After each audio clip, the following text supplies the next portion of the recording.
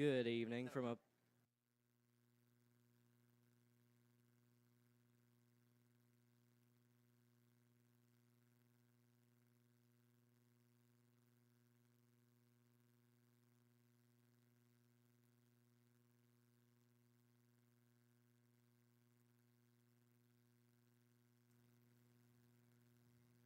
Good evening from a partly cloudy, cool evening at Crawford Field in St. Albans. Tonight is week 1 of the WV high school football season.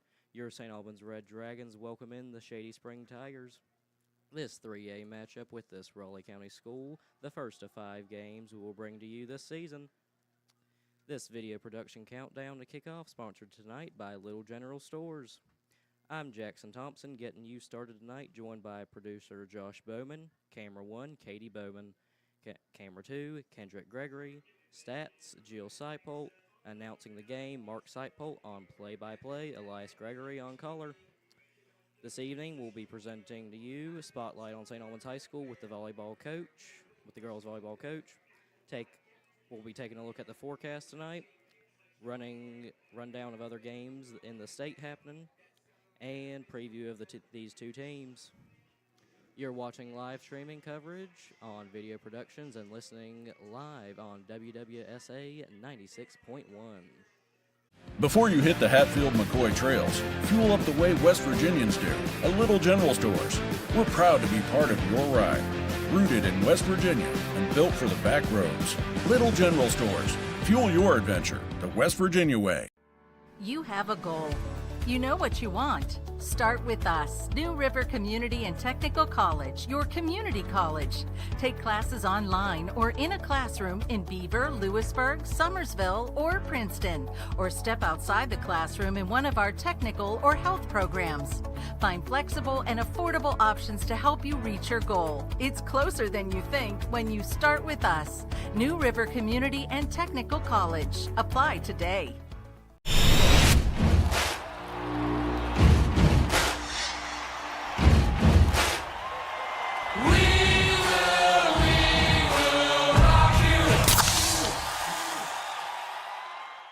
So you're ready to get started on that home remodel?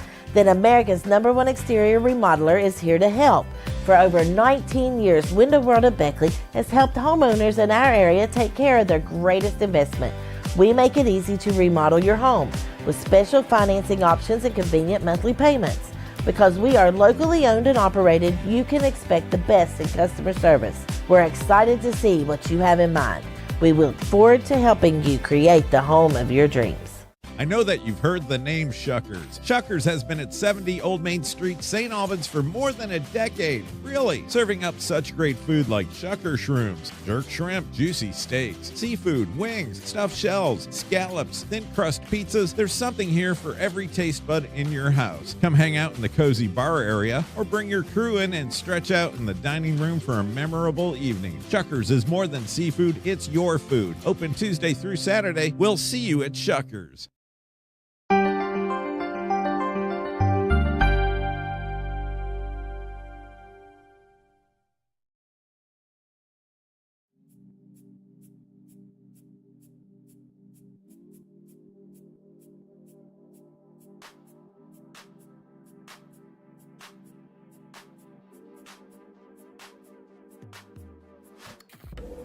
Welcome to the second episode of the Spotlight Podcast here at St. Albans High School. Today I'm interviewing Kristen Conrad. Okay, so tell us some things about yourself. Well, my name's Kristen. I graduated from Winfield High School in 2001, so I'm telling you my age. With that, I played volleyball all 4 years for my actual assistant coach, Paul Sutherland, and his daughter is also my other assistant coach, Janessa Sutherland. We've known each other for a very long time. From there, I played at West Virginia State University until I had to have knee surgery, so that took me out of volleyball. My family, I have my husband, he played football at West Virginia Tech, and my daughter currently plays softball at West Liberty. So we're a very big sports family, Alright, so tell us about how you go through a normal game. So normally we have our warm-up period where we take the court and then the opposing team will take the court. After everyone warms up, everyone serves, then we start our match. Typically, if it's a try, it's 2 out of 3. If it's a dual, then it's 3 out of 5. So you play best 2 out of 3 or 3 out of 5. And then from there, you play to 25. And the winner of the best 2 out of 3 or 3 out of 5 is the winner of the game. All right, very cool. So how do the new regional alignments affect volleyball? It actually positions us pretty well. We were playing some pretty big schools. We had GW originally in 4A as well as Woodrow for regionals in 4A last year. So it, as you know, they're a lot bigger than what we are. So this year we'll drop down to 3A and we'll play Nitro, Winfield, Spring Valley, Lincoln County, and Chapmanville. So it helps us, I feel like, as far as the road to the state tournament. Yes. All right, so who are the seniors we're going to see starting out in the games? So this year we have 3 seniors. So we're a fairly young team out of a squad of 21 girls. The 3 seniors we have is Bethany Ferry, Aubrey O'Connor, and Morgan McVicker. So you'll see all of them play quite frequently in the games. We have Bethany and Aubrey, they're both outside hitters, and then we have Morgan McVicker, she's our setter. So you'll see them all play. All right, that's good news. So how has the expansion of the youth volleyball program helped St. Albans? So we just finished year 2 of the youth volleyball program in May, and with that we've helped roughly 400 kids learn more about volleyball and how to play volleyball just in 2 small years.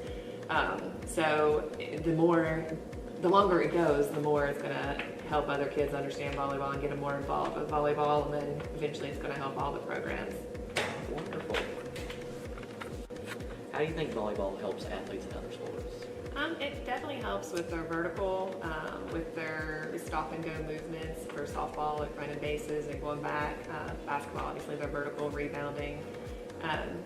And also it helps me develop relationships with other kids that play other sports that I normally would not have that relationship with. Okay. Thank you for joining us for episode 2 of St. Albans High School Spotlight Podcast. See you next time.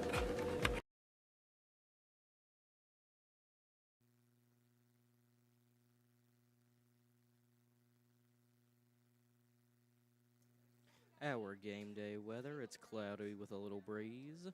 Kickoff temp is 78, halftime 70, and fourth quarter is 68. Let's look at some games around the valley for our week 1. Spring Valley versus Cabell Midland. George Washington versus Pikeville, Kentucky. Greenbrier East versus Capital. Riverside against Princeton. Huntington High School against Scott. Oakland, Tennessee versus Chapmanville, and Winchester, Kentucky. Hurricane against Poca. South Charleston against Hoover. Ripley against Independence. Logan AA against Man. Sissonville against Sherman. You're watching live streaming coverage on Video Productions and listening live on WWSA 96.9. Access Health began as a small clinic with a simple yet powerful purpose: to care for our neighbors right here at home. From the very beginning, it was about people showing up for each other, building trust, and staying connected. Today, Access Health is serving thousands across southern West Virginia. But what makes us different isn't just the care we provide, it's who provides it. Our team was born here, trained here, and lives here. This is what community looks like. This is Access Health, by the community, for the community, always. We asked the real experts what they think of our Chevys and GMCs, and they didn't hold back. Come here. Come on. I like the noise of it. They've tested the seats, the screens, and the tires as well. Now it's your turn. Northside Chevy GMC, approved by kids, loved by everyone. Chevrolet, together let's drive. GMC, we are professional grade. Northside Levy, where they are right. Massey Power Sports is your one-stop off-road and tractor destination. We have an awesome selection of side-by-sides, ATVs, dirt bikes, tractors, and kid machines. Our machines come loaded with features the other brands don't have and will save you thousands of dollars versus the competition. Massey Power Sports offers the best prices, the best service, and the best warranties. Our locations in Beckley and Cross Lanes are here to serve you. Online at MasseyPowersports.com. Massey Power Sports. We power your work and your adventure.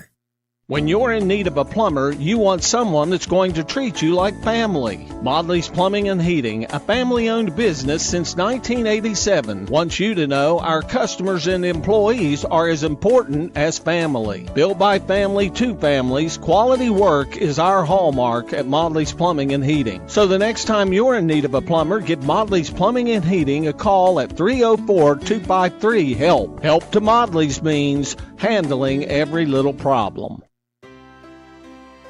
Here we grow again. Pioneer Community Bank is proud to offer a network of banks right here in our communities. By offering you more locations, Pioneer continues to meet all your banking needs where you are. Please stop by our new Harper Road location. We are truly investing in Southern West Virginia. Pioneer Community Bank. Friendly service, great products. Member FDIC, Equal Housing Lender.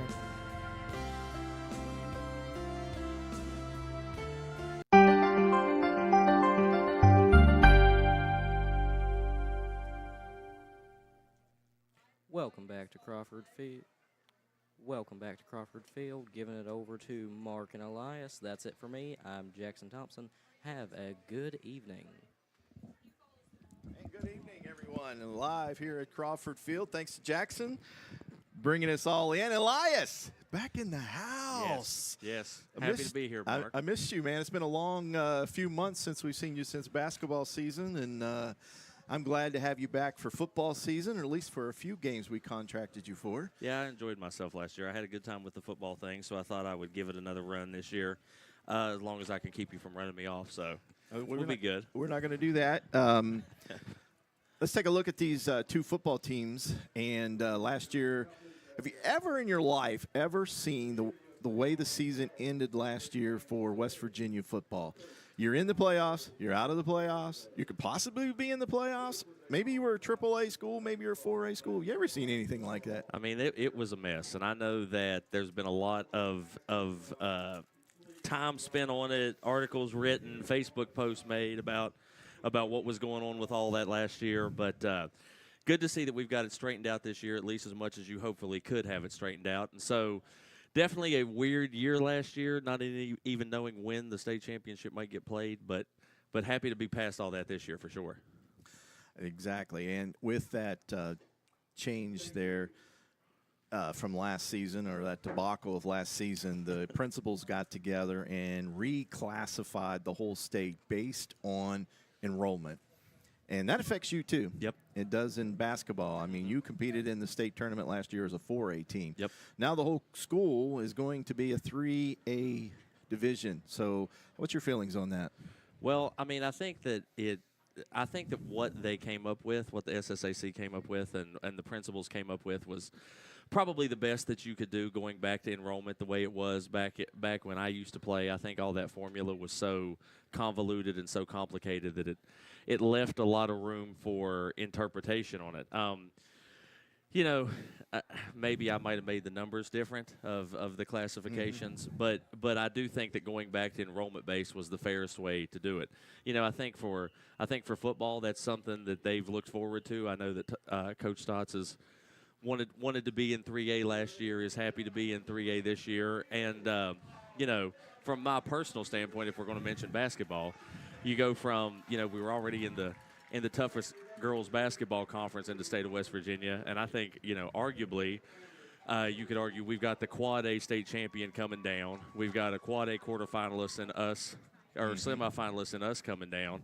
That maybe now Quad A basketball is probably the with the Nitros and the East Fairmonts and the teams like that, AAA basketball might be the toughest in girls. So now I get the best of both worlds. I get the conference, and now I get the region that I've got, and plus AAA. So excited to compete in it, but I think that enrollment was the fairest way to do it. So no complaints here. Yeah, and I feel like you said, Coach Stotts probably feels the same way. Because I think I'd heard him last year. They played basically a 4A schedule in the MSAC. And, when they played the lower division teams, the AAA teams, they were really competitive, But when they played the Huntingtons, the Hurricanes, and the G-Dubs, it was rough sailing there. I mean, especially in a sport like football where numbers and just the war of attrition matters so much. Those teams that are pulling from 1,600 and 1,500 kids, it's just a really distinct advantage over a school that's got between 700 and 800.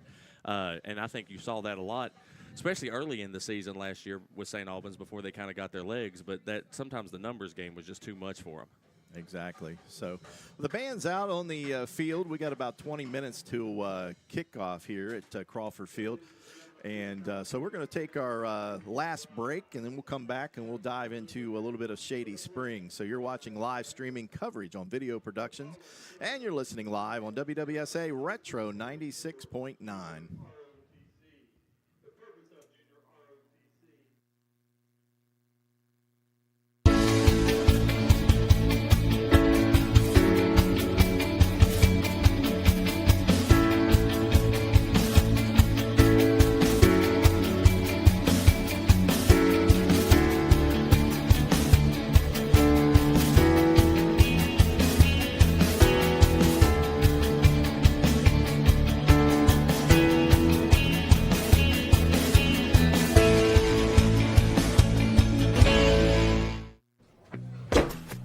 Take care of this by the end of the day.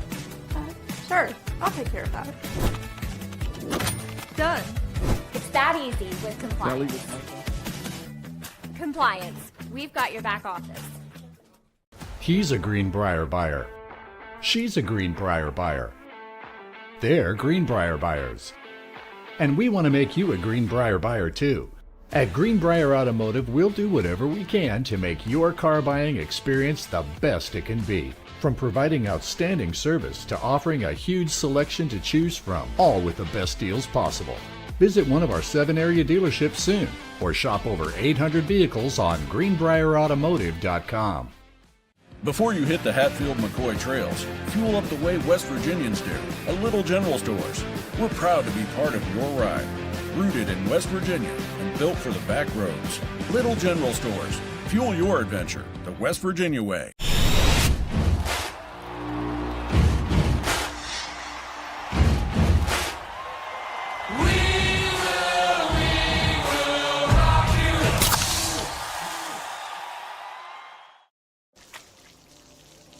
I never thought this would happen. When disaster takes control of your life, we got you. Get it back with a single call to the team that shows up fast to make things right. Serve Pro, like it never even happened.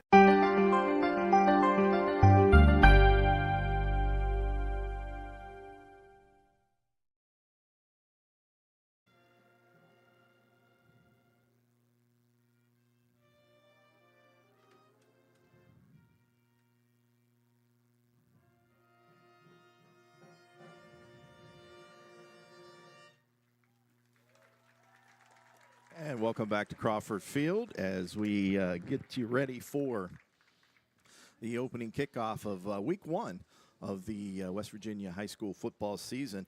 And if you look at our camera here, you see a new feature here on video production. We have a camera set up to give you the cheer cam. So we'll be flipping back and forth a few times there. You can take a look at the cheerleaders as they perform. Get a little air time for the cheerleaders there, Elias. Josh is always coming up with something creative every time that I watch one of my productions of a game or I watch one of his productions. He's always coming up with something innovative to make sure he gets everybody a little recognition. So it's good for him. I think that's a good idea. Yeah, exactly. So let's jump back into the pregame here. Coach Stotts last year, first year at St. Albans High School, only was managing to get 3 victories. But down the stretch, it was a different team, Elias, than what we saw. And I think we mentioned it in the last segment there where, he played a lot of 4A teams at the top. And, when we got down to Lincoln County, Riverside, which Riverside's still going to be a 4A school due to enrollment. But, they beat Riverside, they beat Lincoln County, and then help me with the third victory there. South Charleston. South Charleston. Yeah. South Charleston will also be a AAA team, but South Charleston now back with Donnie Mays down there, so I'm sure that program will be getting better real soon also. So your thoughts, as a coach, 3-7, how do you build off of that? Well, I'll tell you, the thing that I like, I came around and started to really watch games towards the end of the year. That was the games that I did with you. And I think the thing that you've got to feel good about if you're Coach Stotts is Man, Reese Lilly really impressed me last year when he really took over the starting quarterback spot and was, I liked that he's a heck of a thrower of the football, but he also has a short memory. You remember, I think it was that might have been, I can't remember who that was, but he threw the 2 interceptions, had a really rough stretch in the first half. It might have been Lincoln County, and then came back in the second half completely dialed in and took that game over. So if you're him, obviously in your second year, this being my second year coming in as well, you kind of get to have a summer program. You're more comfortable with the way things at the school operate. I'm sure Coach Stotts learned some stuff from last year and has been able to work on what he wants to do differently this year. So I just think maybe being in his second year and being a little bit more comfortable, obviously, I think is going to be a big help for him right now. Exactly. Now, as far as team, we're talking about off-season, and we noticed the numbers are a little bit down this year. I think last year he started the season with 54. I think this year he's somewhere around 30. How do you build inside? I know there's a lot of talk out there of teams and with the transfer rule, it gets kind of a recruiting type thing. But how do you recruit inside your own school? How do you get kids to come out? We got 800 kids. You would think the ratio would be better than 30 or 40 kids. Well, I think a lot of it, and this is probably just a thing that you get into in year 3, 4, and 5 is, and I think Coach Stotts does a good job of trying to reach out to the middle school, trying to be involved with what's going on in the middle school. That's where a lot of your retention problems, I believe, start, is it in the middle school. If you go and touch those middle school kids and kind of have a relationship with them and they see you and they know who you are, then they get a little bit more excited about being able to come play for you down the road. I'm not sure what the numbers at McKinley and Hayes were last year. I would be curious to know that when we're talking about the numbers this year. But I think that over a sustained 3, 4, 5 year period, as long as you're doing the right thing of reaching out into the middle schools and reaching out into the youth programs a little bit, I think that your numbers will slowly grow to that 50, 60, 70 range where you'd like it to be.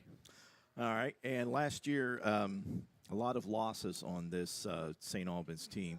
About 14 seniors last year, some big-time names. We got Sean McCord that's gone, Deuce McLean, Deshaun Stotts, Gravely, Hamilton, Bass, Caldwell, Long, Gator. All of them played big roles for this team. What we saw, and we don't know, there could be some kids out this year that didn't play last year. Do you remember any playmakers that were underclassmen that could probably step up and help this team this year? Well, I mean, I think it'll be interesting because I think there's a couple kids. We were talking about how do you get kids in your own school. There's a couple kids that is this last year's or this year's? Yeah, last year. I think there are a couple kids who are out this year or have come out to play this year that I think will help them in the skill positions. I mean, obviously having Reese still, I think, is a big deal. How do you replace, we would watch Douglas Caldwell play games where he was just a complete animal on the defensive line. Interested to see how you replace that, interested to see how people step up, interested to see did your off-season program, end up paying off or not. Nobody really sticks out in my mind. I think that from watching Chance Campbell play basketball, I don't believe he played on the football team last year, but I remember watching him play basketball a little bit last year. He was a pretty impressive athlete. I have no idea if he's in the starting lineup of this or not, but I would assume that a kid with that kind of athletic ability, you would expect, if he's playing receiver with a kid like Reese who can really spin it, I would maybe look forward to them looking for him a little bit early and often. Now, with that, I don't know if you've seen Reese Lilly lately. He's almost as tall as you, or maybe taller. He's got to be. He was taller than me last year. Yeah, he's a giant now. So, you remember the conditioning where he would run over to the sidelines for the play every time. I wonder if he's still going to. That's what That's probably what I'm the most interested to see is his conditioning still up to the level in game 1 where he can run over to the sideline every time like he used to. He was probably running 2,000 yards a game, just going back and forth, regathering the plays back. All right, flipping the ball over to Shady Springs, a team that I can't remember ever coming here to St. Albans to play, but they are a AAA school. And you know what? You're AAA now. You can develop new rivalries now. Right. And, I don't know if St. Albans will stick with the Shady Springs knowing that, you have some local teams that are closer that you could build rivals with. There's that Winfield. There's the Ripley, Herbert Hoover now. So we'll see if this lasts. I know they added a couple Logan County schools in Logan and Chapmanville, too. Well, I know it seems like Shady has made kind of a concerted effort to come up here. You know, again, my son goes to Nitro, so I go to the Nitro football games, and that's who Nitro is who eliminated Shady from the playoffs last year. And if I'm remembering correctly, I think they came up there and scrimmaged either last year or the year before that. So I think Shady has made a concerted effort. Probably they don't have as many close AAA rivals as St. Albans would. So that probably dictates a little bit of it, their willingness to travel up here and things like that. So it'll be interesting to see them after seeing kind of the end of their season last year. It'll be interesting to see what they come back with this season. And talking about them, they did finish 7-4 last year. They did lose to Nitro 41-7 there in that playoff game. With St. Albans losing a lot of players, Shady lost a lot of players last year too, but they do have a lot of returning talent. The coach's son is back, and it's Cal Calacerdo. Will be there, the quarterback this year, and what I hear, he's got a real nice touch, and he's a real good quarterback for the Shady Springs. And then he's got Romage, and he's also got Caden Helmer is also in the backfield. I'm kind of interested to see, you know, having seen them last year, how did they develop? And this will be a question for St. Albans as well. Is I think probably this game comes down to, how does your offensive line handle it? I mean, I know that Nitro's defensive line was really, really special last year, but they basically controlled that game against Shady Spring in that playoff game from beginning to end. There was really nothing to see the quarterback even get a pass off was amazing, because he spent most of the time on his back with that pass rush. It'll be interesting to see, you know, and Reese would have some issues with that last year every now and then with people living in his lap. So it'll be interesting to see, I think, who answers the call up front on the offensive and the defensive lines. I mean, you know, almost every game is decided up front with the offensive and defensive line anyway, but I think that there's a lot of questions on the both fronts for both sides. So kind of how did they answer? You know, everybody gets into the skill position and the quarterback and everything else, but I think the biggest deal in this game is who answers the call up front, who fixed their holes up front in the summer and the offseason. Now, Shady Springs last year had 16 interceptions from their defensive backs last year. And looking at their roster, I do believe they've lost all four of those guys back there. So, you know, maybe a weakness this year. You know, maybe with Reese Lilly being 7 feet tall now and seeing over the offense and defensive lines, you know, maybe, you know, this is his time to shine and you know, run some good routes if he can get the time. I mean, we know that their offensive or defensive line is about 240, 250. So it's a big, studly-looking defensive line. So we'll have to see how St. Albans comes out and counters that tonight. The team's getting ready to enter the field here, and we got some starting lineups here for you. And we'll start on the offensive side for the St. Albans Red Dragons. Their offensive line is Trevor Scruggs, also Blake Bowen, Noah Curry, and Lucas Warner, and Mason Bledsoe is your offensive line. Your quarterback is Reese Lilly.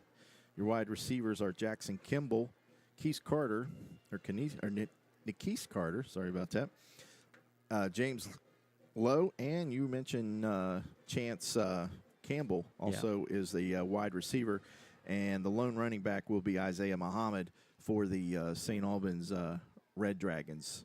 And looks like the captains tonight for the St. Albans Red Dragons will be Reese Lilly, number 9. Number 10 is Chance Campbell, as we mentioned twice already. And number 72, Lucas Warner. And I'm trying to get that last number there. 2 is James Lowe. That's your captains for St. Albans. And we'll see what the opposition's got out there coming this way. The Shady Springs defense up front, Michael Lasik, Brody Lasik, Michael Crouch, Joseph Cower. Their D-backs are Carter Petrie, Miles Clark, Gage Spears, and Blake Snodgrass. And their linebackers are Caden Helmer, Braden Trent, and Damian Simmons will be their linebacking crew here tonight. So getting ready to play the music and get this thing kicked off here, and we'll switch here for some rosters here. Sorry about we got rosters late. They sent it to me on the phone, Elias. So, well, that's what. Listen, you're not the hardest working man in St. Albans broadcasting for nothing. I take the blame for it. It was sent to me, I think, on Wednesday, and I missed it. So kind of my fault. But as far as rosters, we do have it out here in front of me now. So we will see who the captains are here for Shady Springs. It was the team that we saw last year for St. Albans, Elias. You know, that IPO type read option stuff. We didn't see that much with Reese. Reese was more of a stationary quarterback.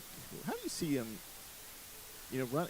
Quite obviously, when you see 4 wide receivers in the starting lineup and only 1 running back, you pretty much think that it's going to be just a pass wide type I feel like offense. you're probably going to get when Reese became the quarterback last year. It got into a little bit more of a mix between that RPO and a little bit of air raid style offense. You know, I think I remember us talking about it a couple times last year. I liked it.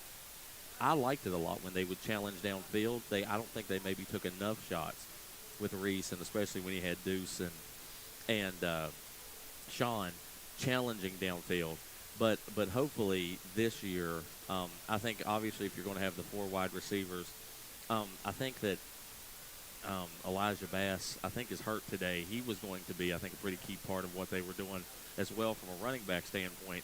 So the running back who's playing today, I don't really, have a lot of familiarity with, but if they could just get anything out of the running game to kind of bring those safeties down, I think it'll really help them a lot for Reese getting deep on them.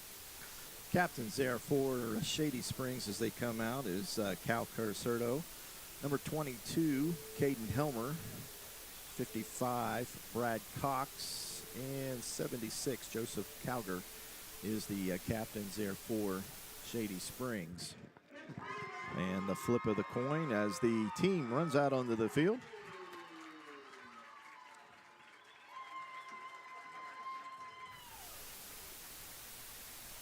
As the referees.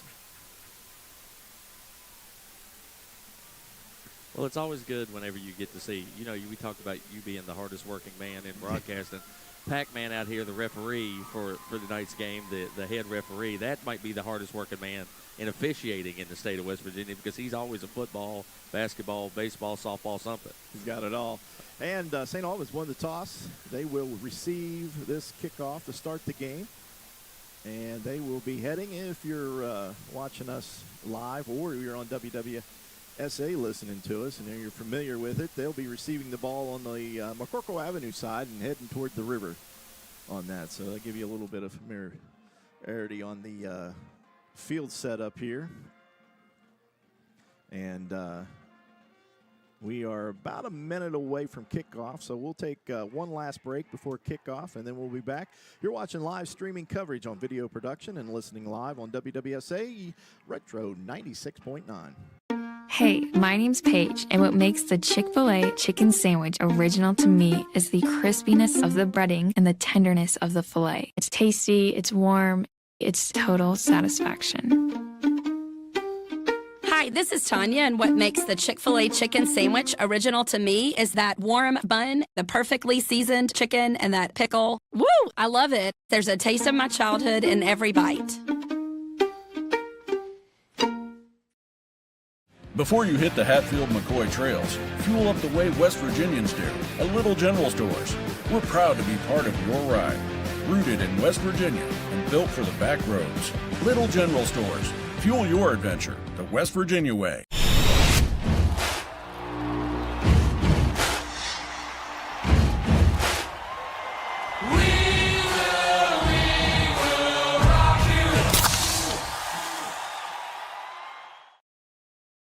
Get that, Ross.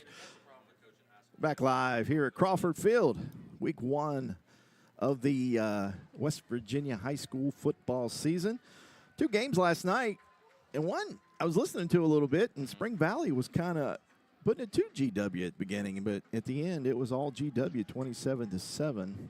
Well, that was I watched. I was kind of flipping back and forth between that and the Hoover and Independence game, and you would have thought watching that first 10 minutes of the Spring Valley GW game that Spring Valley was about to run them off the field, but I think that freshman tailback for GW really kind of got his footing and had a heck of a debut up there. To be a freshman and start up there for Coach Edwards as a tailback, that's the Ryan Switzers, that's the Cortez Lacey's, that's the special people in the history of that program. So I think they got him a good one up there. Caden Helmer to kick off for Shady Springs. And we are underway. The ball just squibs across the ground, and it's down there by the up man. And it looks like number 10, Chance Campbell. You mentioned him on the asset. Well, we've had him. Listen, we've got him 3 times already. Yeah, so at least it's good when you're proven right. Like, at least it'd be awful to have mentioned him and then him not even, see the field. So I'm glad to see he's at least gotten something going.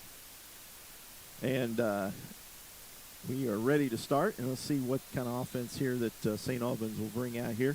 Last year against G-Dub, they started off the first couple of series really well. They just shot themselves in the foot with some early penalties, and then the same thing G-Dub did last year. They just took over the game. And the inside handoff goes absolutely nowhere there. Number 61, it looks like, and I don't see a 61 on my roster. Or, no, maybe.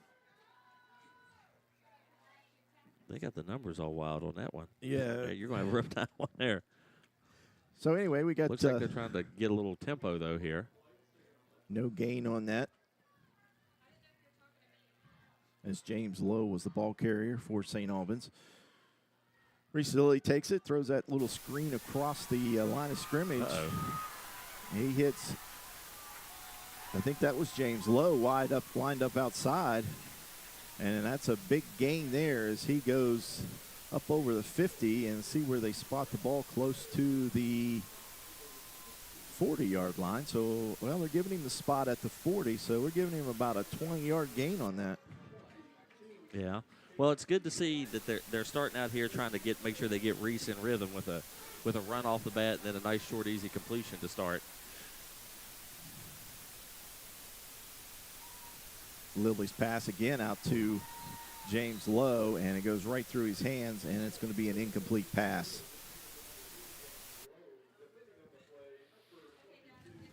Well, it looked like that there was a pretty good block out there ahead of him. I think that would have been a decent gainer had they caught that.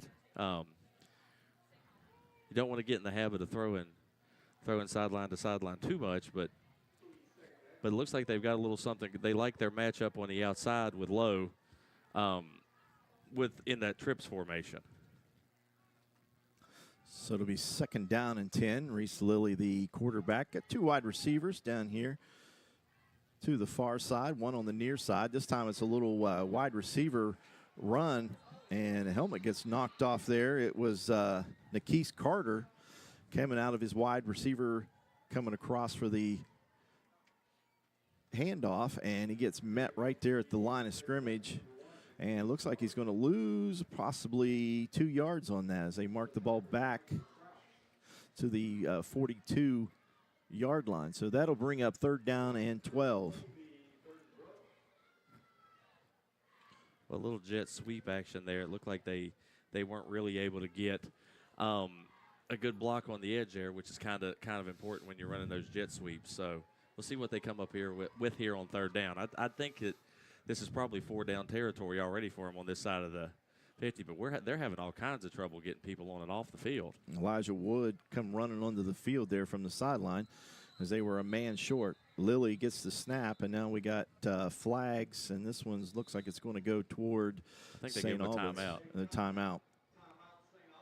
Yeah, a lot of issues getting personnel on and off the field there the last 2 plays. So, probably some early season stuff to get worked out there.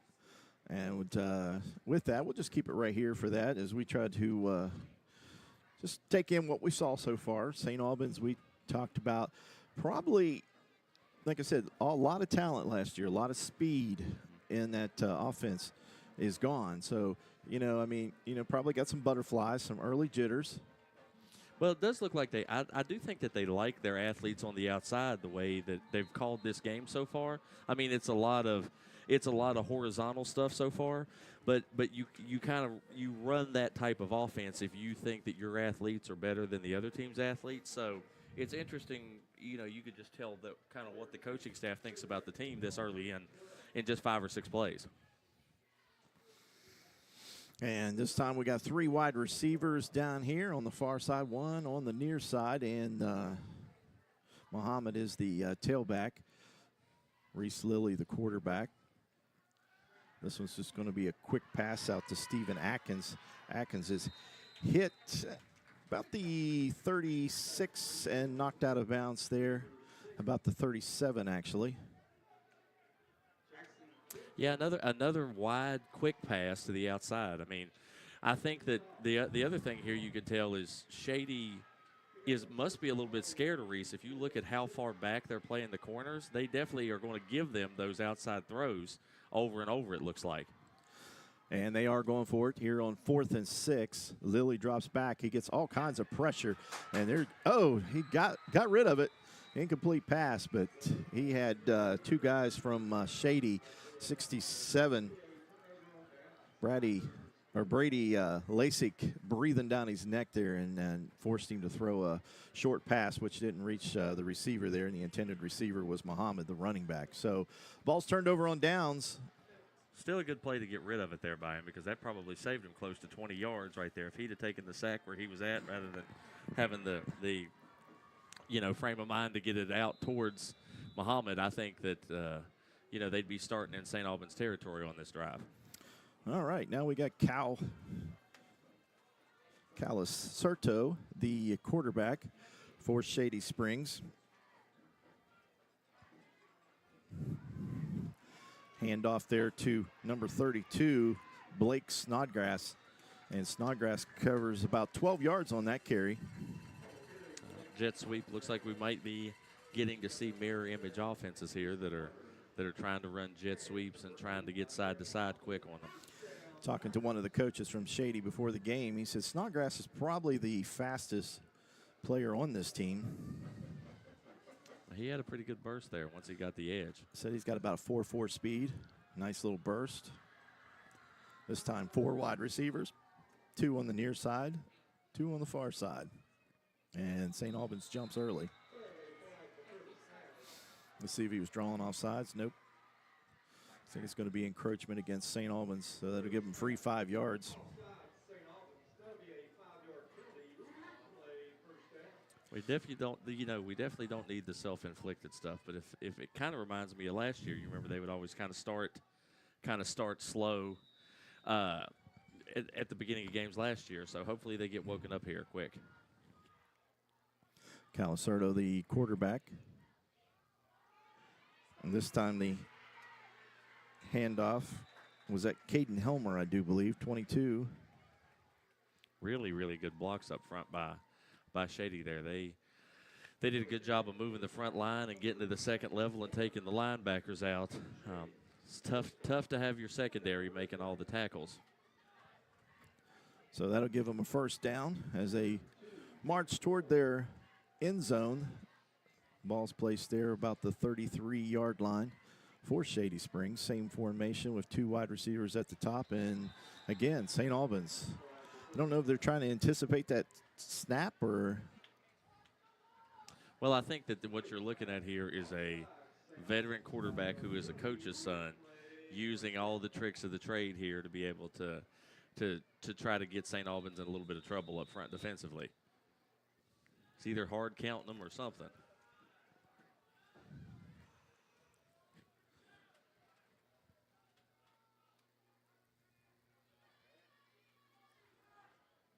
And Shady once again with the same formation. This time the ball is given. You can tell that's 20. That looks like 21 in there, and that's Hedgecock is the running back on that. And Muhammad over here being the rare tailback who's playing interior defensive line right there, made a tackle with with basically the lineman hanging all over him there. So that was a heck of a play by him to make that one there. And it gives him 2 yards on that carry.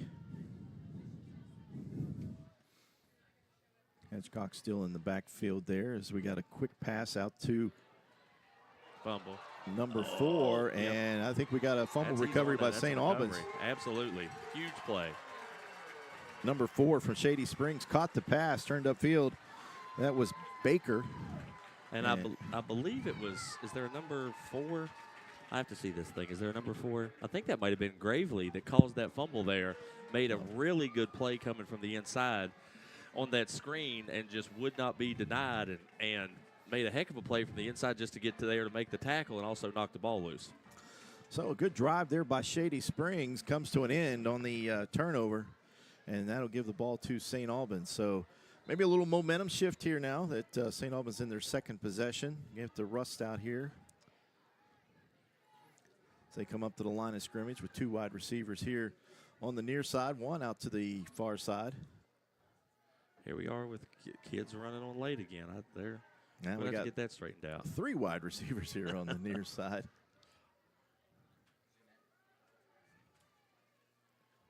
Reese Lilly drops back. He's got pressure. He avoids one guy. Oh, there's a flag on the play. I wonder if it looked like Shady might have jumped early there, unless they called the receiver for lining up late offsides. The second guy there was Lasik. And we got a legal procedure penalty against St. Albans. Yeah, I think the receiver that ran on late never actually got lined up on sides there. So that'll take away the, they declined it. So it'll be 2nd and 10.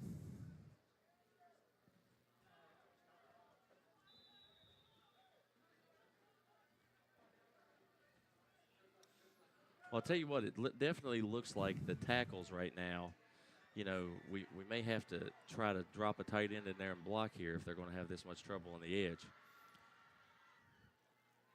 Lilly throws that quick pass, and he overshoots his wide receiver there. Number 10, Caden Riggin, was the wide receiver there, and I believe that's cousin of one of your basketball players there. I know there's 100 Riggins running around, and that's one of those things about not knowing St. Albans. I can't tell who's cousin, who's brother, who's sister. I know that, you know, everybody on my team was related to 20 people. So I you know, as for the relation, I couldn't tell you. I couldn't keep up with it. I've only been over here a year yet. I haven't got the family trees completely settled yet. So it'll be 3rd and 17 as the first play resulted in a 7-yard loss on the sack, and they declined the penalty on that. So we got 3rd and 17, and now we got more whistles out on the field. Looks like timeout by St. Albans. St. Albans did call timeout, so we'll take that one with them. You're watching live streaming coverage on video production, and you're listening live on WWSA Retro 96.9. Before you hit the Hatfield-McCoy trails, fuel up the way West Virginians do at Little General Stores. We're proud to be part of your ride. Rooted in West Virginia and built for the back roads. Little General Stores. Fuel your adventure the West Virginia way.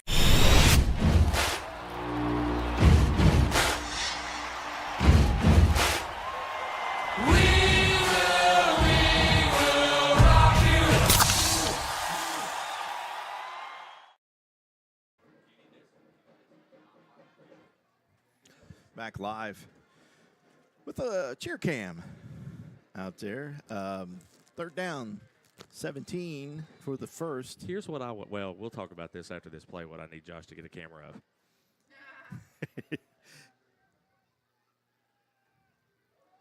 Reese Lilly running for his life again. This time he's going to heave it down the field. He threw up a wounded duck there, but Lilly got laid out in the end zone. We might have a roughing the passer. No, I think he's calling ineligible man downfield.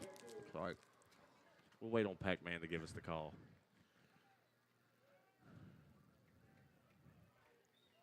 Yeah, ineligible man downfield declined. So that'll bring up 4th down. But But have you seen, Mark, have you seen the new dragon that's running around here on the sidelines? I haven't seen this dragon that we have running around. I haven't seen it That's what either. I need Josh to get. And I'm sure he'll have a way to figure that out by the next game. But what we need is a dragon cam on this new dragon they've got running around here, pumping the crowd up and waving at the kids. So here comes the punt by St. Albans. And picked up there. I thought he was waving out as a fair catch, and he did. Well, from being back in your own end zone to get it out to the 40, that's a pretty good punt. And that was picked up there, or fair catch by number 6, Miles Clark for Shady Springs. So Shady Springs got their second possession of the evening. The first possession ended in a turnover as they fumbled the football back to St. Albans. So they had a good drive, good running drive, actually. They only threw the one pass, and then that's the pass that caused the fumble. This time he's got split tailbacks on either side of him.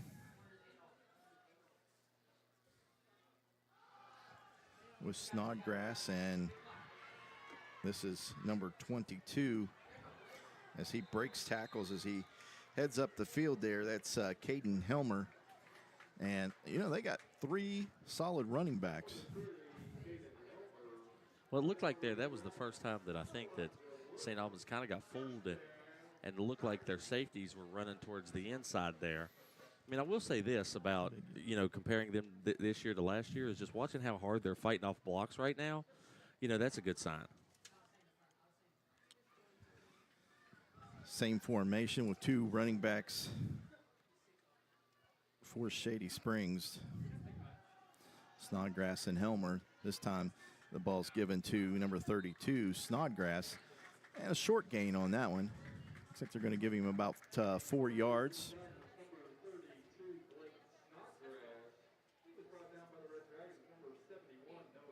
He's got 2 carries tonight for 16 yards.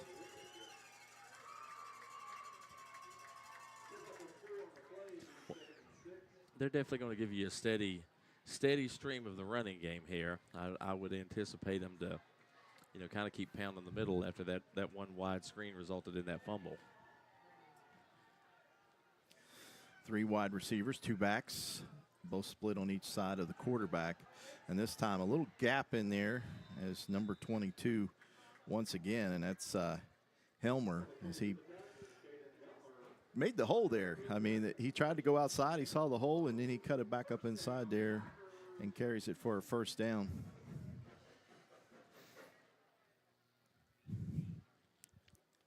So that'll give Shady Springs a first down, and the ball's sitting on the 11-yard line of St. Albans. And I think right now Shady Springs just content here just to keep running the football as they show the formation that they have been showing here, the second possession. And once again, the ball's given to 22, and that's Helmer, and he's met at the line of scrimmage there. And tackle there by St. Albans, number 6, Stephen Atkins. I'll tell you what, you could definitely, again, like I mentioned earlier, it looks like St. Albans is definitely a little undersized up front. But, man, they are fighting hard to get off of those blocks. You hope that just maybe the size doesn't wear you down over the course of the game. But hopefully they can figure out a way to stand strong here and maybe hold this to a field goal attempt. Split back once again, 32 and 22 for Shady Springs.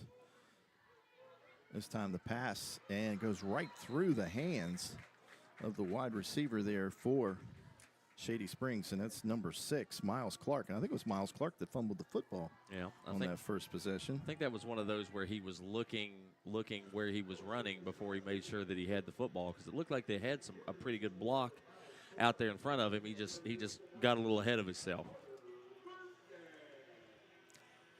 So that brings up 3rd down and 9. Still in the first quarter here, week 1 of the high school season, 5:07. This time we got 3 wide receivers, and this time Calicerto looks back. He throws across the middle, and I think that ball hit the turf. Yeah, it looked like it bounced to me. Looks like they called it incomplete from the back. Yeah, back judge had it marked down as incomplete. Number 1, Rob Lynch, the senior for Shady Springs. The ball was coming in low. He made a good attempt to try to catch it, but the ball did hit off the turf. So we got to go for it here. 4th and 9. Man, this would be huge if they could get a stop right here. And you talked about Reese Lilly running to the sideline there. I just seen Cal run over to the sideline to get the play. Now he's back at the line of scrimmage. And Coach Stotts wants a timeout, which I don't think he's going to get it, or did he get it? Because he's out at the 20-yard line there. He gave it out plenty of time. I saw him. That's their third timeout of the half, isn't it? So he's calling his team over, and they're going to be out of timeouts. So we'll take a break. You're watching live streaming coverage on video production and listening live on WWSA Retro 96.9.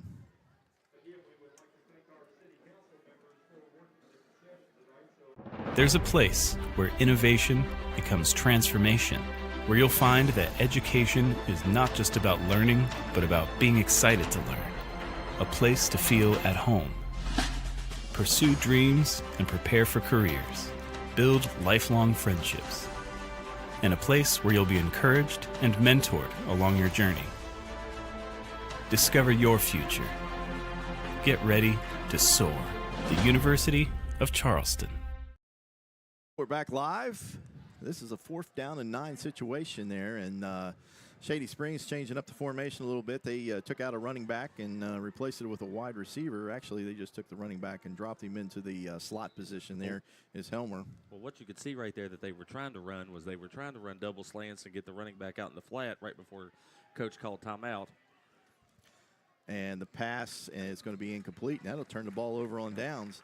Calacerto's pass was more aimed towards the sideline there, and the wide receiver stretched as far as he could, but could not bring it back into the field and play and catching it, and that was Rob Lynch. So Calacerto starts off the game well, he completed a pass, I guess, but it was a fumble. But so he's 1 for 3 to start the game there. Well, and that's huge for them to be able to stand up there again a second time. Another really good drive, another string of successful plays, but St. Albans is able to get them off the field without letting them score. So hopefully the offense can get going here. And a good timeout. I mean, I know we got. I think they're short a kid again. A lot of. Looks like they're short a kid again. Yeah. And here he comes onto the field. Let's see if he gets set this time before the snap. They might need to have Reese start running over to the sideline again just so he could maybe get the players counted. Elijah White running onto the field there for St. Albans. So they got the one running back, and this time it's given to. I think that was the guy that came in late, maybe. No. Wood. Or number 1, sorry. Nikese Carter coming across. They ran that earlier. And number 22 on the tackle for the Shady Springs and Helmer. And we've mentioned his name a lot on offense. He's a pretty good linebacker also. Minus 5 yards on that carry. I would like to take this opportunity to shout out Karen Meadows, who has texted me a St. Albans family tree. So now that I have one, so I appreciate her for listening and shooting that to me. So now I know who's who. Okay, there you go. This time Lily's pass is bounced off the shoulder pad. Couldn't tell if that hit a Shady Spring guy or a St. Albans guy, but the ball falls to the ground, so incomplete pass. Carter, the intended receiver. Now 3rd and 15 again. St. Albans been in that long situation all evening. Yeah, it'd be nice to get yourself a little space here. Just, living on this side of the field's been tough on them too.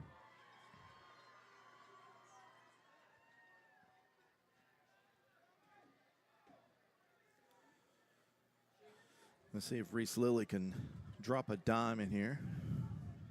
Get somebody running down the sidelines. They got speed on the outside. I think they should maybe take advantage of it here if he can get just a little bit of time to throw the ball. And there's no time there, and it's close to the end zone. Let's see if it's a safety. I think he got out. He looked like he was out on the 1-yard line to me. It's going to make a tough punt situation, if anything. They're marking it at the 1-yard line, so another sack by Shady Springs. And loss of about another 4 yards, so that'll bring up 4th down and 19 for St. Albans as they get ready to punt it again. Reese Lilly, the punter. Oh, he gets rolled on. Let's see, hope he's okay. The ball's taken there by Shady Springs and brought down after a short gain. Number 5 on the tackle, Wood. Number 6 on the carry, Miles Clark for Shady Springs. Got about 2-3 yards on that punt return. It was a really good open field tackle there. Looks like Lily's okay as he's coming off there. Yeah, guy just kind of rolled into him, knocked him to the ground. He's tall. He doesn't have a lot of beef on him there. So sometimes those shots hurt. There's your Dragon. I see the Dragon back. Oh, now the Dragon we could get on the cheer cam. And here comes the carry once again by Shady Springs, number 22, once again. He was just dragging. And that dragging is dragons with him there. Caden Helmer, and they're going to give him a 10-yard gain on that. Now, see, what did I tell you? Josh Bowman, you ask, and there you are. Right there, the new Dragon, all wound up, pom-poms in hand. I'm telling you, you ask, and Josh will get it delivered. There you go.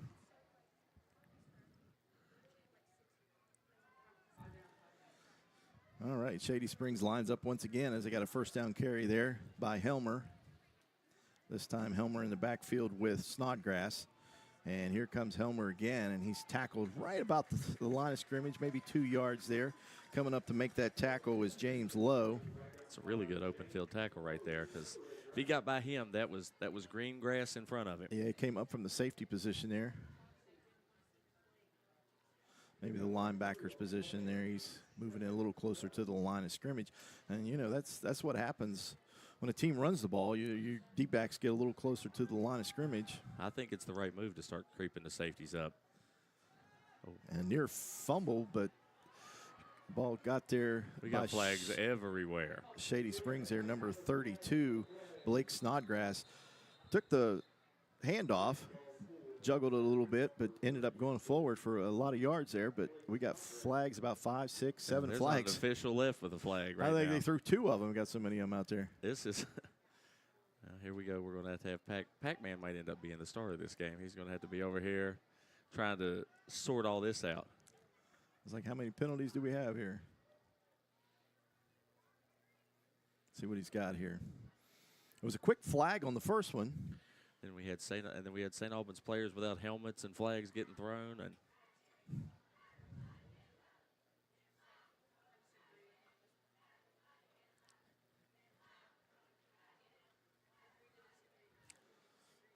and here comes our head referee. Let's see what we got here. Holding against Shady. All those flags? Okay, here we go. Too many men on the field. St. Albans, those are offset.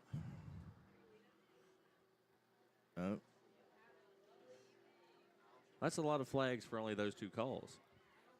I guess everybody saw it.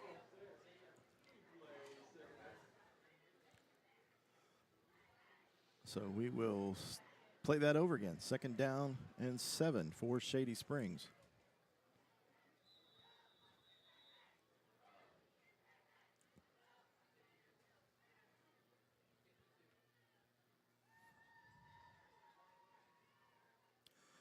And we were told that the helmet of the St. Albans guy came off, and that's why we had the penalty, because he continued to play after the helmet came off. So maybe that's why there's so many flags in there. We got a guy that jumps now for St. Albans.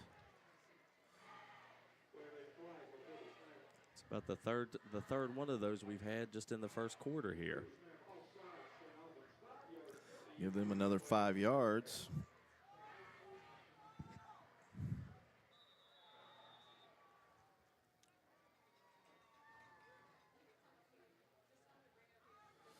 That'll bring up a 2nd down and short now.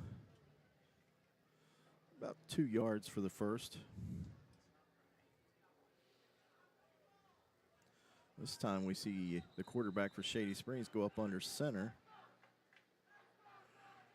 And now we got a discussion with the official and one of St. Albans' players. The linebacker and the umpire are having a heck of a discussion over here. They got some equipment issues, maybe. I think they're trying to make him come out of the game.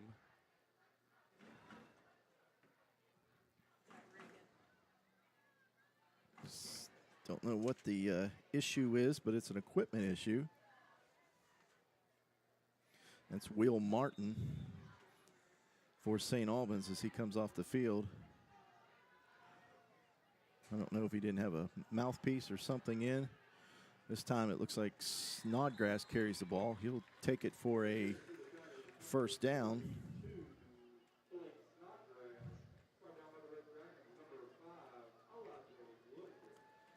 Looks like he's going back out there. He's still got something hanging off the side of his helmet there, but giving him a 5-yard gain on that.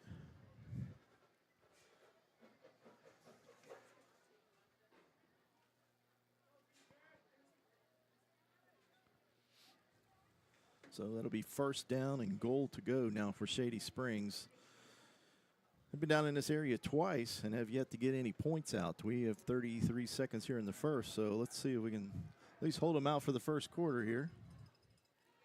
2 wide receivers this time, or running backs. It's Helmer again. He pushes the pile forward and creeps even closer to the end line. Looks like they're going to spot that about the 3. Well, I would anticipate here that you would just get a steady dose of runs between the tackle, for sure. So exactly. I mean, their offensive line right now is just dominating St. Albans' defensive line. So that is the end of the first quarter. So the score at the end of the first quarter, St. Albans 0, Shady Springs 0. You're watching live streaming coverage on video production, and you're listening live on WWSA Retro 96.9. Shoot, I haven't been keeping any of this.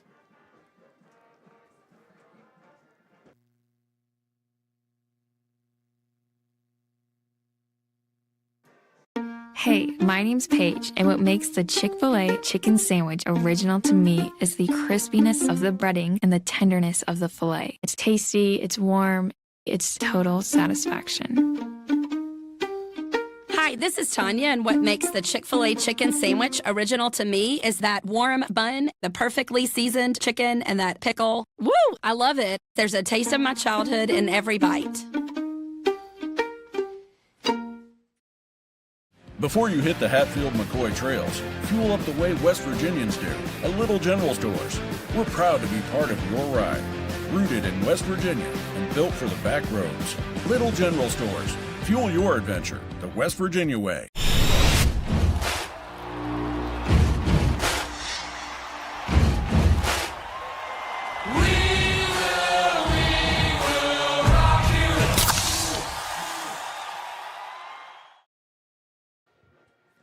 Back live, second quarter action here, and under center for Shady Springs. They give the handoff and straight off the guard there and into the end zone goes Helmer for the touchdown from about 3 yards out.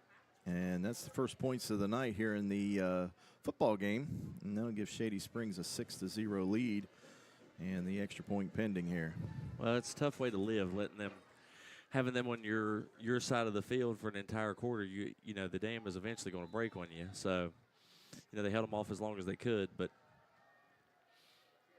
eventually you got that kind of running game. Yeah. It's gonna eat you up if you let them live on this side of the field for too long. Luger to kick the extra point for Shady Springs. Placement's down, the kick is up, and the ball goes through. So Shady Springs takes the ball and pretty much just run. They just got the... Well, I mean, I think the only time they've really gotten in trouble in this first quarter is when they start getting a little cute and trying to throw the ball. St. Albans really hasn't had much of an answer for their running game so far. Shady Springs has kind of seemed to get in its own way with the play calling so far. And we talked about it at the beginning of the game. St. Albans, Ellis last year was their stopper, and he graduated. So, finding those pieces to replace someone like him. And, they had some good linebackers, too. The coach's son was a real good linebacker that filled in holes. And, we struggled with the big teams that had the big offensive line. But like I said, the AAA, we held our own. Well, I think you're seeing right now just the size difference up front for Shady and St. Albans is, if when Shady is able to get a body on a kid, there's St. Albans is having a lot of trouble getting off of those blocks. So the Shady Springs will be kicking off for the second time. They kicked off to start the game, and this one here, a little bit of a lift in the ball, but still just right across the ground there. And we got, I don't know if it's a fight or what's going on here. We got flags down. I don't know what he was trying to do. It looks there. like he face masked him, and then he was trying to fight him for letting him face mask him. Anyway, let's check out that. That was returned there by James Lowe for St. Albans, and personal foul face mask. It's like he wanted to get a little more, I guess. James Lowe coming off the field limping after that. I definitely think he got twisted up a little bit there. I mean, when he got in, kind of pulled him back by the face mask and then gave him a little extra afterwards. You know, he's been playing well on both sides so far, so, you know, hopefully you can get him taped up and back in there. But, you know, again, with St. Albans, we got the best trainer in the game with Jason Forrester over there, too. So, you know, Jason will go over there and do his magic. Yeah, and we got back in the game, feature back this year, and we'll see that at halftime with Jason. This time, Reese Lilly is going to give another wide receiver run as number 10, Chance Campbell, comes across from his wide receiver position and takes the handoff and stuffed right there. When it looks like to me they're having a little bit of trouble blocking the edge over here. It looks, you know, it looked like it was set up pretty well. You're one block away from Chance probably being able to get 6-8 yards on that, and you just kind of missed the block on the outside. So we gave him a loss of 1 on that. So it'll be 2nd down and 11. As Lilly looks over to the sideline to get the play. And now we got a flag. We saw this last year, Elias. It was St. Albans had trouble with the flag last year. A lot of penalties, a lot of crucial penalties. We saw that in the Nitro game last year. Looks like that was a sideline warning. I'm not sure. Just they must have had too many players up on the white, or I'm not sure what was happening there. Okay, so just a warning. Good deal. Reese Lilly's pass out there and a little bit too tall for Campbell. Well, he had him there. I mean, he did a good job looking him off. The Chance ran a good route there, and I think he just kind of missed him. You know, but this is the one thing we have seen with Reese is he'll take a little bit to settle in every now and then he'll just get firecracker hot. So you'd hope he'd decide to get hot here soon. And the good news is Lowe back in the ball game for St. Albans. So there you go. Jason worked his magic. I'm telling you, the best trainer in the game. This time 3 wide receivers at the top, 1 here at the bottom. Lilly steps up into the pocket and looks like he's going to take off running here. Helmer, a little shovel pass, but he passed the line of scrimmage. I don't think that will count. Can do that. I don't see any flags, but it looked like a legal forward pass. And now we got a Shady Springs player down. Reese Lilly, not a running quarterback, but he took off on that one. The Shady Springs tackler had him in the grasp, and he kind of pitched it forward. But like you said, I don't see any flags. So apparently that's a legal play. I mean, they must be calling that he fumbled the ball. I would assume must be what they called. They must have ruled that he fumbled the ball because there's no way that they should let him pass the ball forward that far. Because he was behind the line of scrimmage, and now he's in front of the line of scrimmage. And so player for Shady Springs there looks like number 22, and that'd be Helmer. And he's had an incredible game on the offensive side so far tonight. He's up on his butt side there, and trainers are looking at him, so hopefully he's okay. Maybe just got the wind knocked out of him. And he's walking off with trainers. He looks like he's going to be okay.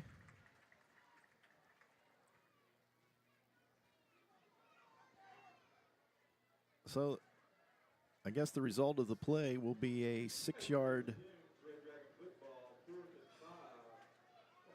gain. That'll bring up 4th and 5. And I don't even know how to register that as a pass or a run. I'm going to mark it down as a run. A 6-yard running play there by Reese Lilly.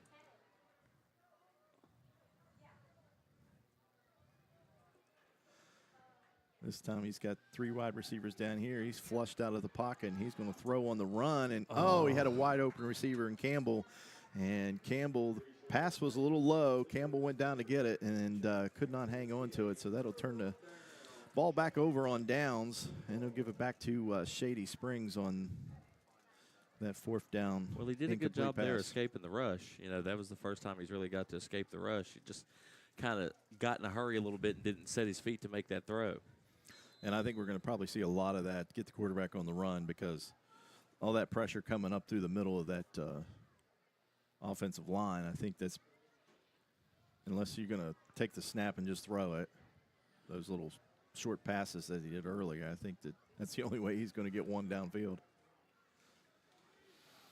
So Shady Springs back on offense and running out of that shotgun with 2 backs in the backfield. And this time it turns it up with Snodgrass. And once again, Snodgrass gets positive yards as he carries the ball for 8 yards. And well, again here, if I'm Shady, I'm probably taking the passing part of my playbook and setting it on fire at this point. I'm just running steady dose of off tackle, in between tackle. Every run they've used so far has seemed like it's worked and got positive yards. Helmer in the game, or back in the game. He was shaken up there back on defense, but he's back here on offense. And he's taking the snap, and that's Snodgrass again. Snodgrass gets the first down as he carries the ball up to the 40.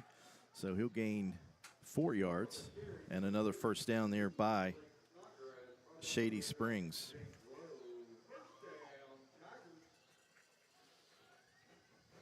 Well, it looked like they were creeping the linebackers up there to blitz the inside, and they bailed out a little bit there right towards the snap. But you know, you're going to have to try to do something to get them out of this running rhythm.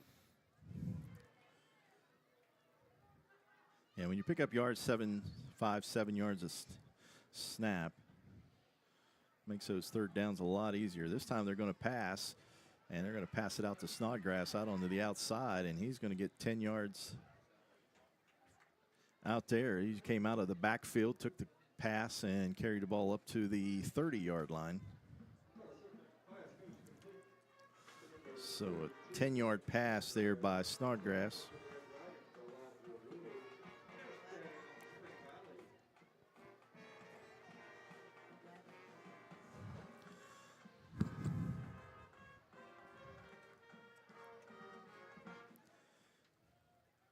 So 1st and 10.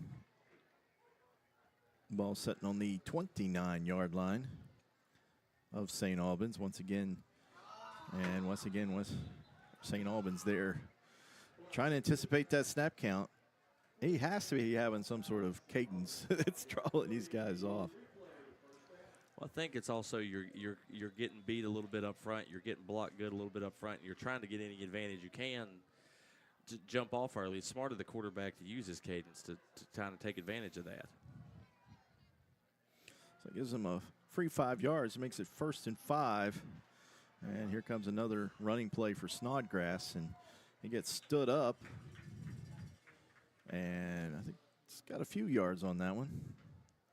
Was it enough for the first? Let's see where they spotted. I do believe either got 4 or 5. Were they giving him 4 yards on that carry? Yeah, looks like 2nd and 1.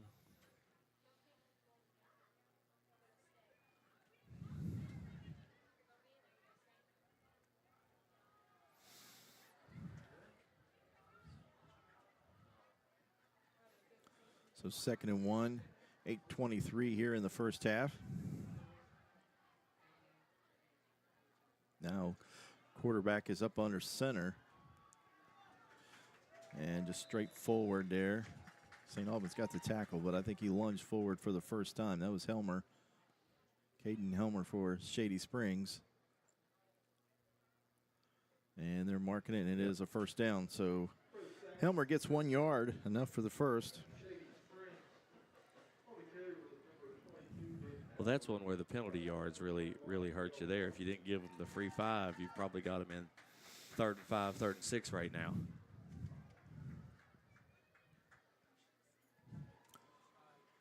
So the ball's sitting on the 19-yard line of St. Albans. Shady Springs driving again. It's about their 4th possession they've had inside of St. Albans territory. This time Snodgrass once again gets around the corner, met there by a couple of St. Albans players there. Number 1, Carter. Number 7, I guess number 7 or 0. Maybe it was 0 there, Kimball. Or 8. It's hard for me to see the numbers down in there. If it was 8, it was Muhammad. 5-yard gain for Snodgrass.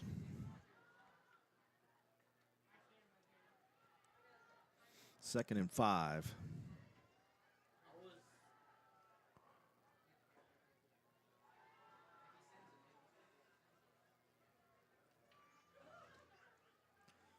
Calicerto back, pump fakes, nothing there. The rush is on. He throws it toward the end zone, and he just thrown it away. That was a good decision to get rid of it there because he had run himself about 15, 20 yards back behind the line of scrimmage on that play. So that brings up 3rd down and 5. St. Albans can find a way to stop this running game. I don't think we haven't seen much out of the passing game from Shady Springs. So they've had that one successful pass on this drive, and then the only other one they've completed, I think, was the one for the fumble. So St. Albans can stand up here. It would be huge.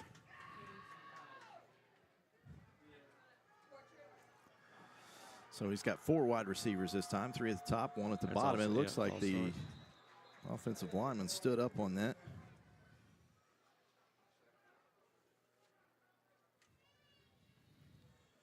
Brad Cox, the offensive lineman that stood up a little early there, so good fortunes there for St. Albans because now they'll make it 3rd and 10.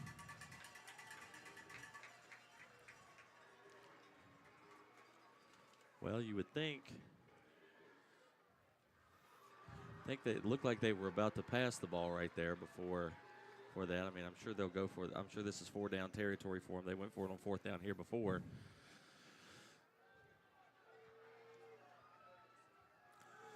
This time 1 running back in the backfield with 3 at the wide receivers at the top, 1 here at the bottom. Calicerto winds up and throws one toward the back of the end zone to the corner. And let's see if he came down with it. Yes, they're saying that he did come down with it. And I think that may have been, see the number 32? On that, 32, Snodgrass. Nope, 13.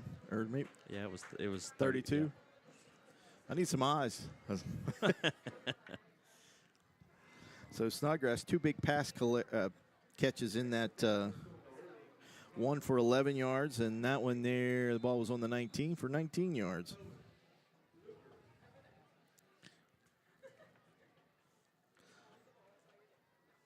So Calicerto connects on his 2nd pass, or 3rd pass. No good on the extra point there. So that'll leave the score as St. Albans trailing here in the first half of opening week. It's 13-0. We haven't talked about the schedule, Eliza. Last year that St. Albans started off with 3 road games, and usually when that flips, you'll have 3 home games. But with the new classification now, we have a pretty promising mixture. We got 2 on the road.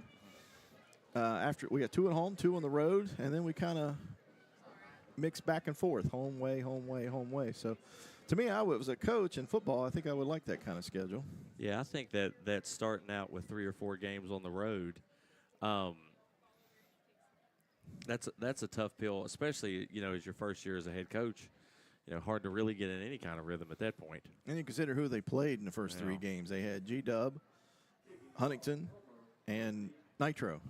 Well, I think that the thing too is that the way I think the MSAC came up with a really good compromise, especially for football, once we had this AAA Quad A break that will really favor St. Albans a lot.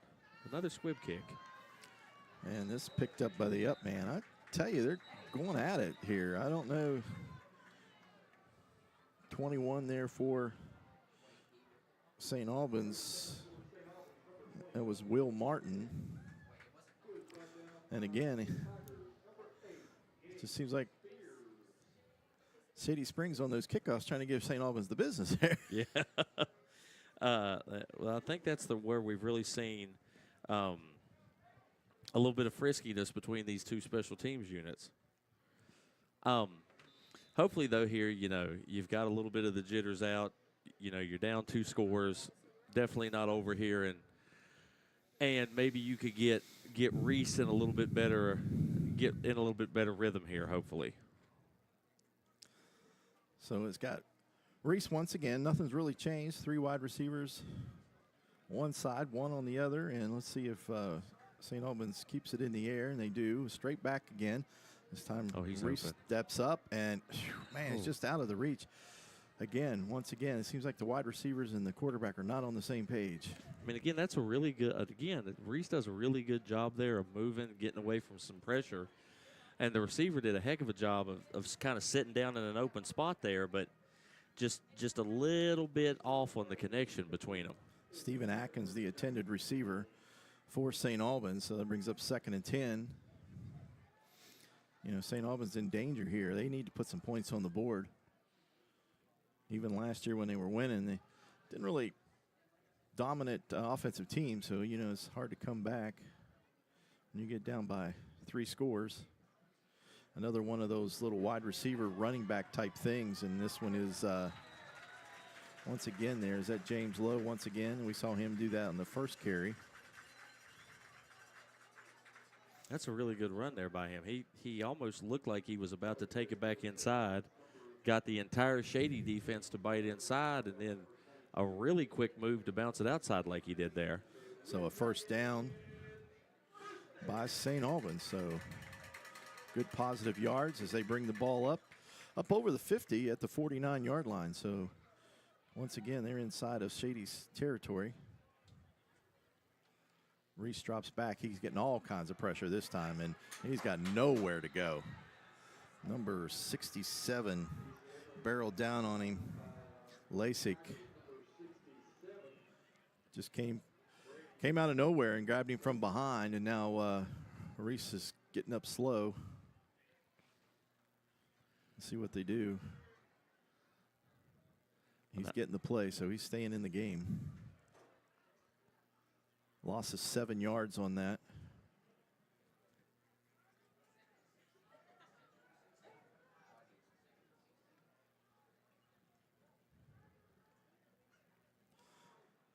So Reese stays in the game, shakes it off. Now 3 wide receivers down here towards the press box. This time it's a pass across and just a little too tall. Again, the intended receiver, Stephen Atkins, as the ball goes through his hands. Still just a little shaky on the connection between receiver and quarterback here.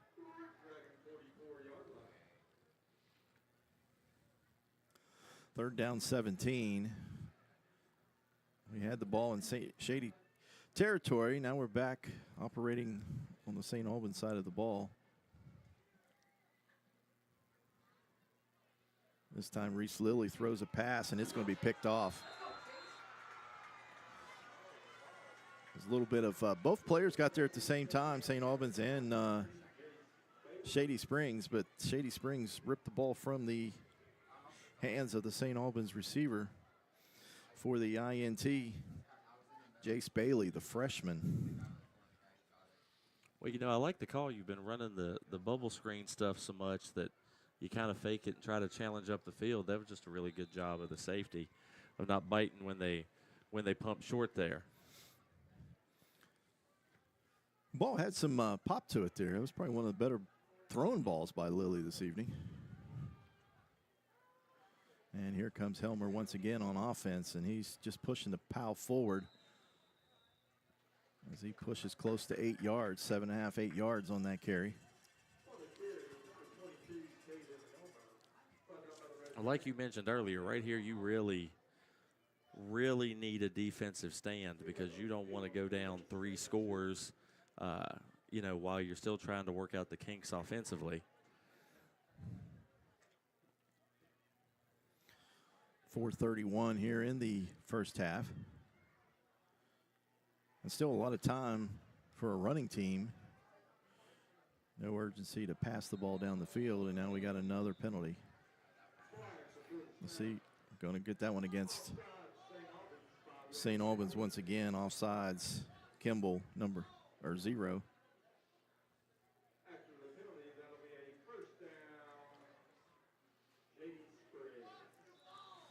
Or was that number 6?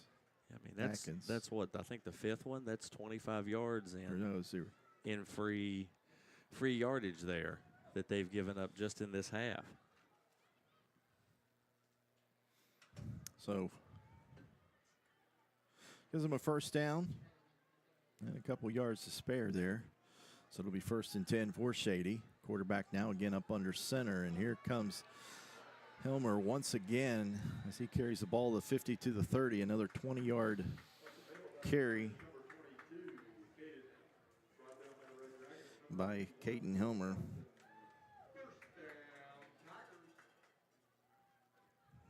Helmer's ranking up a lot of yards here tonight. We got the issue of how well they're blocking up front. You got the issue of how good a job the quarterback is doing with the cadence, that you're either getting, an offsides penalty or you're waiting a split second too late, and that just quick dive right there.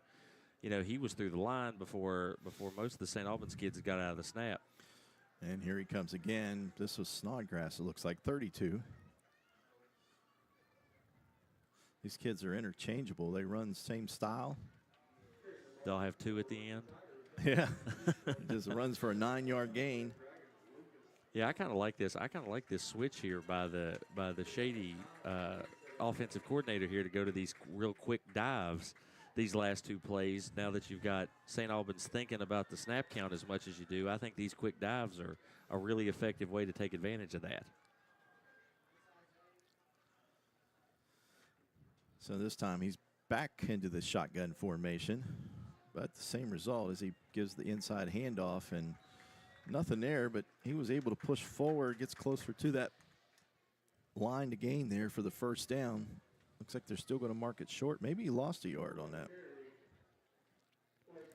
He did lose a yard. Snodgrass minus 1 yard on that, so that'll bring up 3rd down and 2. Well, Shady here definitely, I think, still has all 3 of their timeouts, so they can still run the ball as much as they need to.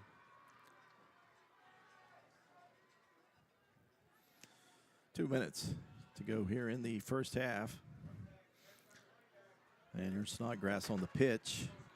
He gets around the corner, gets the first down up over the 20, down to the 15, close to the 11-yard line. And that'll be another first down. And a gain of 12 yards.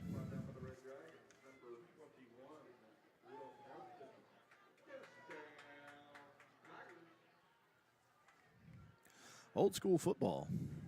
Stuff we saw, with all the passing that's going on now, it's a little different to watch a team just. It's a little bit of different formations than we used to watch it in, but it's still just we're going to just jam it down your throat. And Helmer's going to carry it to the house there from the 11-yard line. Helmer takes the inside handoff and gets good blocking, and he rolls into the end zone there. Maybe a little arm tackle there at the beginning, but other than that, he strolled right into it from 11 yards out. Well, I mean, I would be interested to see what the time of possession in this first half was. That big offensive line for Shady just being able to lean on St. Albans defense all first half long. It's kind of impressive they've held up as well as they have. Extra point here. It's 19-0, and that ball is up and through, so make it 20-0. So we got a 1:28 remaining here in the first half.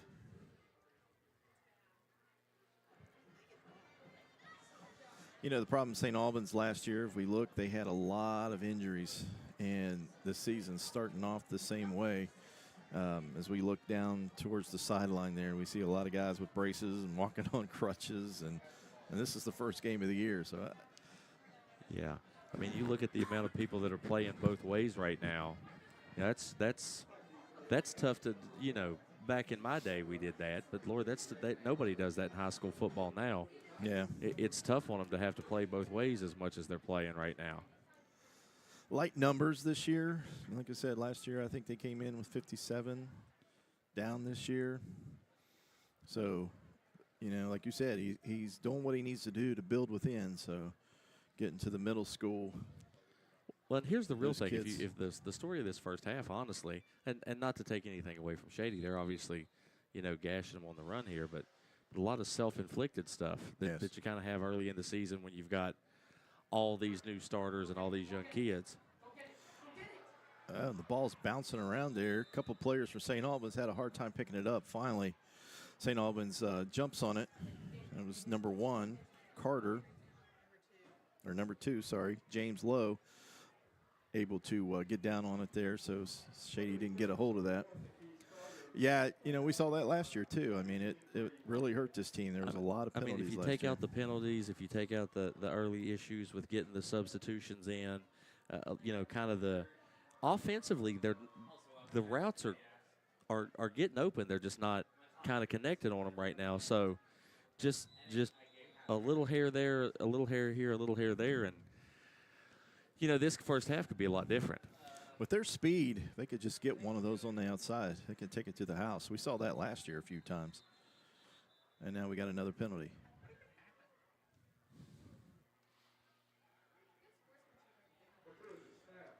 And another false start by St. Albans. Like we were just talking about, just self-inflicted Yeah. stuff there.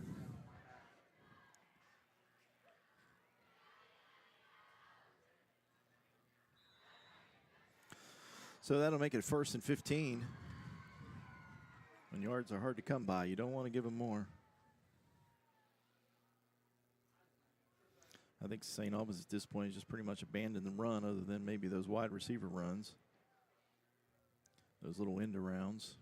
Yeah, I was thinking earlier they've had like one tailback carry. It was This time Reese Lilly is slammed to the ground, and that was Lasik once again.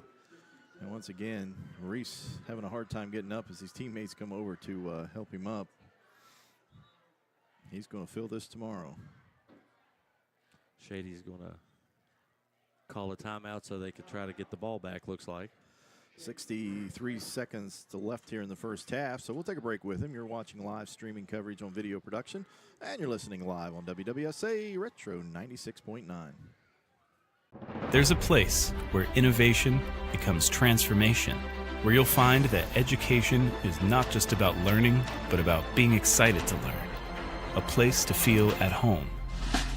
Pursue dreams and prepare for careers. Build lifelong friendships. And a place where you'll be encouraged and mentored along your journey.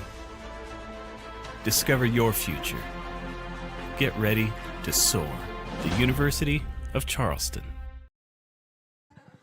Back live in St. Albans Crawford Field. It's opening night of the West Virginia high school football season. St. Albans Red Dragon hosting the Shady Springs Tigers here this evening. We got 1:03 to go here in the first half, and it's been all Shady Springs so far, as the score is 20-0. St. Albans facing 2nd down and 22. And the timeout maybe helped Reese Lilly to get his marbles back in there. A little screen pass outside to Campbell. And Campbell brings it up over to the 22. So that was a nice little pickup there, about 9 yards. My guy with a good reception there, right? There he is. I'm adopted. If you play basketball, I've got to adopt you. So, so that's going to be my guy of this bunch. Put a wig on him. Play girls. Here we go. Reese Lilly now with 3 wide receivers down here to the short side and 1 to the top side, and he's going to throw it. There it is, wide open. Good job. Oh, the whole entire defensive back of Shady Springs making the tackle on that. But number 6, Steven Atkins. Now, that's the first one that Reese has really just spun in there, too, today. That was a good throw. That was an excellent throw, and that's a first down throw. So with 43 seconds left, let's see if we can march this, hit one big one here before halftime. Shady Springs will get the ball to start the second half. This time Reese, he had the crease and just missed him. James Lowe wide open across that crease there, and the ball's a little tall for him.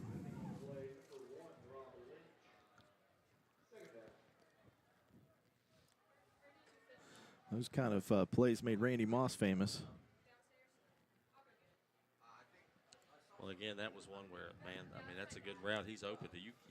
If Reese hits him in stride, he's probably scoring there. Yeah, I think so. He's quick. 30 seconds here. Incomplete pass. Stop the play, or stop the clock, so that's a good thing. There it is again, and in and out of the hands of Campbell on that. Reese could get that ball down just about 4 or 5 inches. His receivers are just not very tall. Yeah, I would imagine probably Campbell's probably the tallest one of the bunch, and I think he's. And we got another timeout for a player injury out there on the field. That looks like Snodgrass. But we'll take a break with him. You're watching live streaming coverage on Video Production, and you're listening live on WWSA Retro 96.9. Before you hit the Hatfield-McCoy trails, fuel up the way West Virginians do, at Little General Stores. We're proud to be part of your ride. Rooted in West Virginia and built for the back roads. Little General Stores. Fuel your adventure the West Virginia way.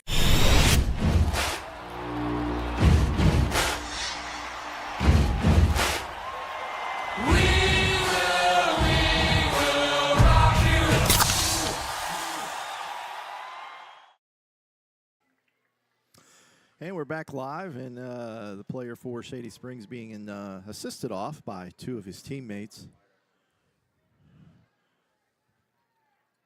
And one of their big heavy hitters here tonight for Shady Springs. It's number 32, Blake Snodgrass. Hopefully he's okay. Looks like they're over there working him out like they think it's a cramp. Have a couple of those the first week of the season. Yeah, I saw the kids getting out of the cars this morning, headed to school. All of the football players carrying big bottles of water, trying to hydrate this morning. Reese is back. He gets a block, but he's going to be thrown to the ground. Well, I think there he was a little quick to get out of the pocket. He had kind of had a decent block there, decent little pocket, and tried to escape a little early and kind of ran into the pressure. Calgar on the sack on that. That was a big loss. And they're going to let the clock run out. And that'll be the end of the first half. So St. Albans in their first home game of the year. Right now it's been all Shady Springs. Shady 20, St. Albans 0. And we'll be back. We got our feature Back in the Game with Jason Forster, the athletic director at St. Albans. And also we come back, we'll maybe check in with the band. The Shady Springs band will be taking the field first, and then we'll get you the St. Albans band. You're watching live streaming coverage on Video Production and listening live on WWSA Retro 96.9. Before you hit the Hatfield-McCoy trails, fuel up the way West Virginians do, at Little General Stores. We're proud to be part of your ride. Rooted in West Virginia and built for the back roads. Little General Stores. Fuel your adventure the West Virginia way. We gave a future driver a first look and asked what he thinks makes a good truck. These trucks aren't just for today's drivers, they're for future ones too. There's a compartment here, great leather seats, a bunch of charging ports, has everything pretty much. Now it's your turn. Since I'm too young to do business in the front, I have to do party in the back. Come to Midstate Ford and drive off in a new truck, cool enough to earn backseat approval. Midstate Ford, home of the Big John deals.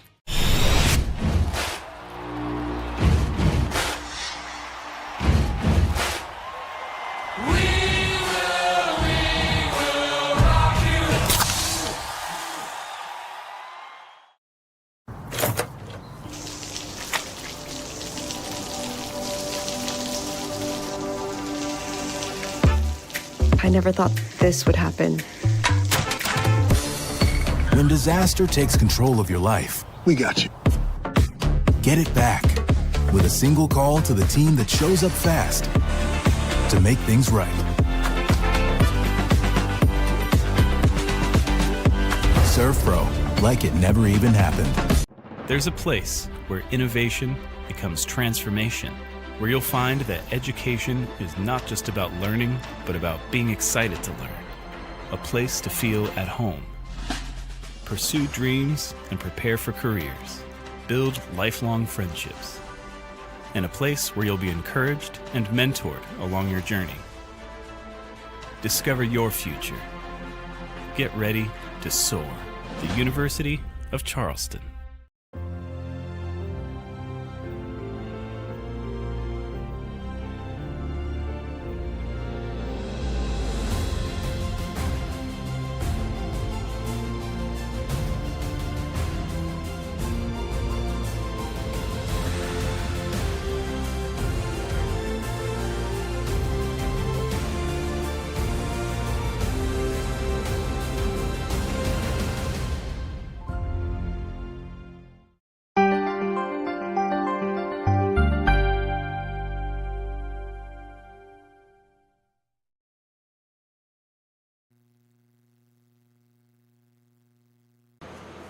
Halftime here at Crawford Field, and we're going to welcome in Jason Forster for our next segment is Getting Back on the Field with the head athletic trainer.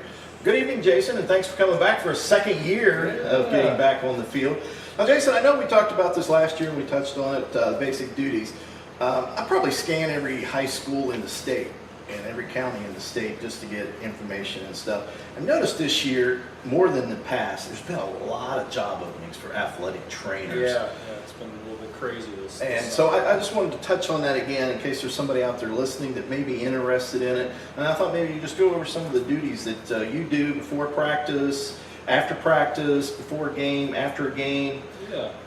So essentially before a regular practice, I'm getting here anywhere about 2 hours before to about 90 minutes before, and that's just to get things set up.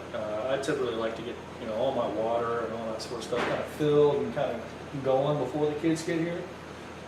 Once kind of 3:30 hits, all the kids essentially get off the bus or get here from school, and then we start essentially treatment time.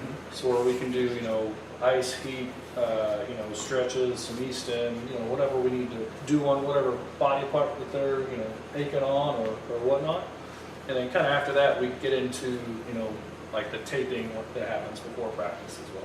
And that's every practice you have to do that? Yeah, every practice. And then after the practice is reversed? Pretty much, yeah. We, essentially do ice, treatments, whatever else that we need to do, all the cleanup, of water and, trying to get everybody, back, healthy essentially right after.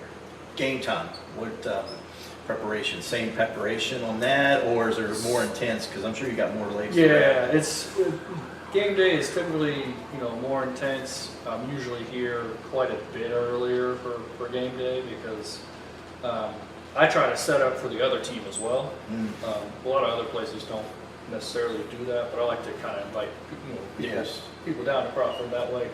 Like they don't have anything to worry about getting, bringing their own water and ice and all that sort of stuff because it's kind of a stressful situation, when an away game, you don't really know where you're, getting stuff from or, so I like to kind of provide a little bit for them too. Common courtesy for the whole team, And then, I'm doing all my water and everything before, warm-ups before the kids even get here. That way I can have all my coolers and all that stuff filled and done because once kind of crunch time hits of treatment time and, taping time, it's just, I get a lot more kids and more guys coming in, wanting to get taped and stuff for game day compared to practice. So now post game, is that right after the game, or do you come in on Saturdays and try to do a post treatment? Or so post, if somebody wants ice and that sort of stuff, I'm able to get them, that sort of stuff. But typically we'll do a treatment on Saturdays as well for, maybe about an hour, or if there's a kind of a soccer game going on that Saturday too, we can kind of pair it up because I'll be here for that soccer game too, and we can kind of, kill two with one step. Okay. Education. I know that you went to play college soccer and track and field, and so I don't know what put you in the path that you're in, but talk about maybe some of the education you're in. So education, when I was in school, it was athletic training degrees, a 4-year bachelor's degree. Now it is a 5-year master's program. It just changed about, I want to say 4 or 5 years ago. And that was due to the fact that a lot of athletic trainers had a master's degree in other things, but actually practiced as an athletic trainer. So essentially they're trying to raise the standard of the profession. And I think that has helped, but it's also created a little bit of stress within the profession as well, because now it's a 5-year master's program where it competes a lot more with physical therapy schools and other doctoral programs. So that's where we're talking about the all those openings that we're seeing. It's really hard to find athletic trainers right now because there's just that kind of gap in between people seeing, all right, well, this is a 5-year master's program, and now if I do an extra year, I can have maybe a doctoral degree or whatnot. But I really like athletic training because I get to be around athletes and younger kids and athletes, and I can have fun with them, and I enjoy the sport part of it as well. Compared to if you're a physical therapist, you might be a little bit more just in the clinic, right? And you just see your basic sort of stuff. Where here I get to interact and be on the field, and help. Yeah, and you've done both.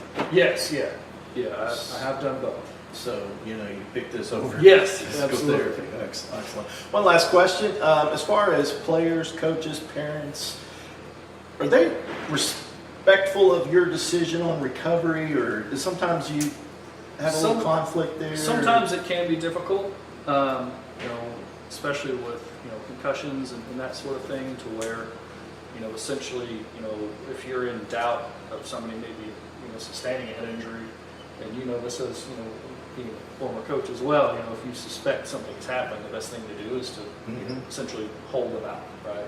So sometimes you can get some grief when you do that, but when in doubt, you really have to be mindful of the overall health of that student athlete, because we don't want anything more serious to happen to a student athlete. As far as other injuries and that sort of stuff, parents are usually pretty accepting.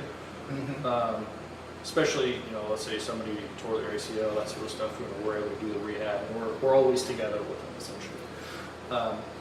And my coaching staff, I've got a great coaching staff that is Coach Dotson and all the other coaches are really accepting, and they essentially say if he says you can't go, then you're not going. Okay. So having that backup there is really important.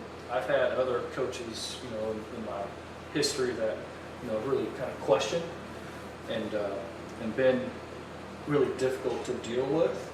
Ultimately as the athletic trainer, right, it comes down on me. It doesn't come down on those coaches. So that last say of if somebody's going in after a suspected head injury, I've got to do that evaluation. I've got to make that decision myself.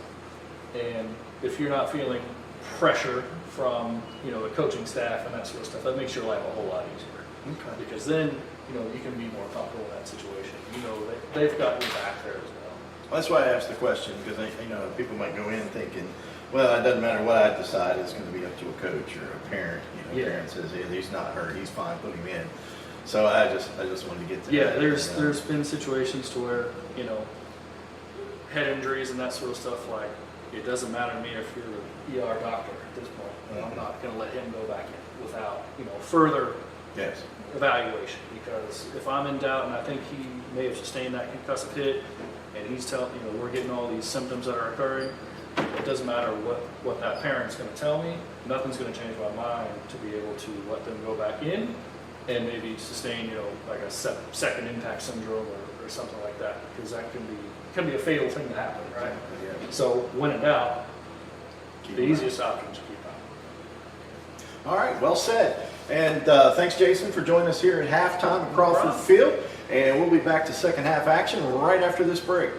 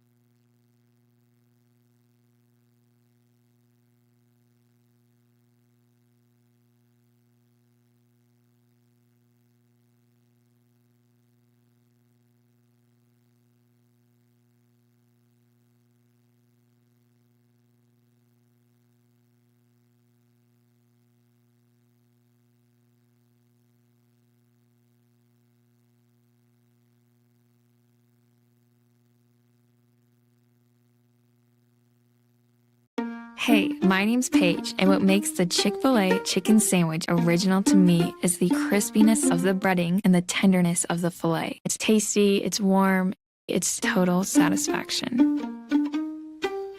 Hi, this is Tanya, and what makes the Chick-fil-A chicken sandwich original to me is that warm bun, the perfectly seasoned chicken, and that pickle. Woo!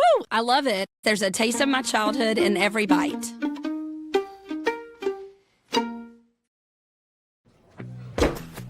Take care of this by the end of the day. Sure, I'll take care of that. Done. It's that easy with compliance. Compliance. We've got your back office. Before you hit the Hatfield-McCoy trails, fuel up the way West Virginians do at Little General Stores. We're proud to be part of your ride. Rooted in West Virginia and built for the back roads. Little General Stores. Fuel your adventure the West Virginia way. Summer's here, the Jeep is ready, and at Northside Chrysler Dodge Jeep Ram Fiat, you're getting the best prices in southern West Virginia. Top off, doors open, sunshine pouring in. This is what summer freedom feels like. Your next adventure starts here at Northside Chrysler Dodge Jeep Ram Fiat in Summersville, where everybody rides. Because summer's better with a Jeep and the best deal around. There's a place where innovation becomes transformation, where you'll find that education is not just about learning, but about being excited to learn. A place to feel at home. Pursue dreams and prepare for careers. Build lifelong friendships. And a place where you'll be encouraged and mentored along your journey. Discover your future. Get ready to soar. The University of Charleston. So you're ready to get started on that home remodel? Then America's #1 exterior remodeler is here to help. For over 19 years, Window World of Beckley has helped homeowners in our area take care of their greatest investment. We make it easy to remodel your home with special financing options and convenient monthly payments. Because we are locally owned and operated, you can expect the best in customer service. We're excited to see what you have in mind. We look forward to helping you create the home of your dreams. Welcome to Field in St. Albans, West Virginia. Tonight is opening evening for the West Virginia High School football. And tonight, the Shady Springs Tigers visiting the St. Albans Red Dragons. So far tonight has been all Shady Springs. A couple statistics, unofficial, of course, for Shady Springs, which really had most of the offense here.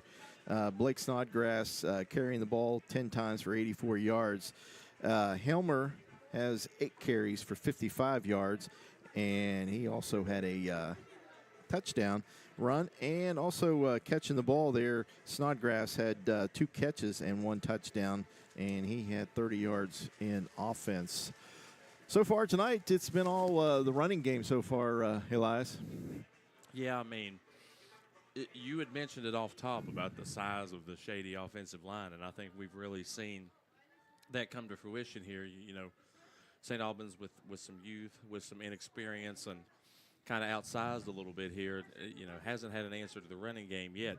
In 24 minutes, they haven't been able to solve that issue. So, you know, you hope you go in there at halftime and you come up with some solutions, maybe a couple gimmicks or something like that, but or else you're looking at a steady dose, I would say, of the run game in the second half as well. And unfortunately for St. Albans, they got the opening kick, so that means that Shady will get the second half football. So how crucial is that stop here at the first possession? Well, I mean, you need to get some positive momentum here, so you wouldn't want to go down 4 scores. You know, that's kind of the way you've been playing on offense. That would seem to be almost an insurmountable score. And you said even, you know, as you mentioned, even in the games where St. Albans was on the winning side last year, it wasn't like they were some kind of offensively explosive team. You know, I mean, I guess the thing is here, like we talked about earlier, it's just a couple misconnections, just a couple miscues, and I think you'd be looking at a lot different game. But, you know, now here you're in the second half, you've got 24 minutes left, and you're down 3 scores. You've got to get it fixed defensively here in order just to give your offense a chance to get you back in the game. And that is correct. As far as St. Albans statistic-wise, not much going. Couple passes by Reese Lilly there for a couple first downs. Other than that, there has been no running game at all. The best run was probably by Reese Lilly, and we're still trying to figure out if it was a run or a pass. But, really nothing. I mean, there's nothing on the ground. There was a few wide receiver sweeps that gained some positive yards. But yeah, but I think there's only been one traditional handoff. Yeah. And I think it was the first play of the game. It's kind of tough to make a living when the defense knows what to expect, when the defense is dropping back for pass every time. Obviously the coaches know better what they've got going on than we do. We're not in practice every day, and this, just take this from a guy who, called plays in C-team football, so I'm not exactly saying I'm Vince Lombardi here. But, what I would like to see a little bit of in the second half offensively is maybe you bring a tight end in, maybe you bring an extra back end to just block, so that I think that the St. Albans wide receivers are doing a good job of getting open. I think part of Reese's problem throwing the ball here is, you start to hear footsteps, and I think he's anticipating getting hit every time he gets back there. So, maybe do your quarterback a little bit of favors by putting in an extra blocker or two, to help him get a little more comfortable. Exactly. I mean, I don't know what I guess Reese was the second string quarterback last year that earned probably his time, and then moved McLean outside to, and between those two, they got all the snaps. So, experience behind Reese is probably, not much, right, if any. Right. We might be talking, somebody that played in middle school or something. So, it's crucial to protect him. But, like you said, he's anticipating getting hit, and just seems like they're having some protection issues with only keeping the 5 linemen into block. So you sometimes in those situations you like to do your quarterback a favor and bring in a tight end, bring an extra running back. Maybe you only put 3 out in the route because, like we've said, the receivers are getting open. It looks like to me it's just a little bit of a miscommunication problem, a little bit of a mispass, or maybe a little bit of an awkward route that Reese isn't expecting. But there's nothing here outside of what the score tells you and outside the way Shady's running the ball. I don't think Shady's defense is just dominating St. Albans. I think it's just a little mistake here, a little mistake there, and yeah, maybe you could try to tweak a thing or two. We talked about it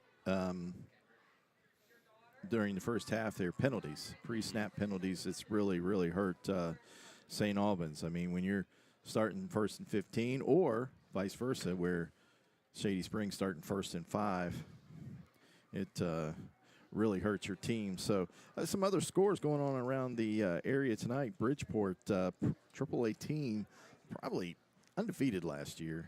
They'd probably be the top dog this year also. Right. 48-7 over Buchanan Upshur.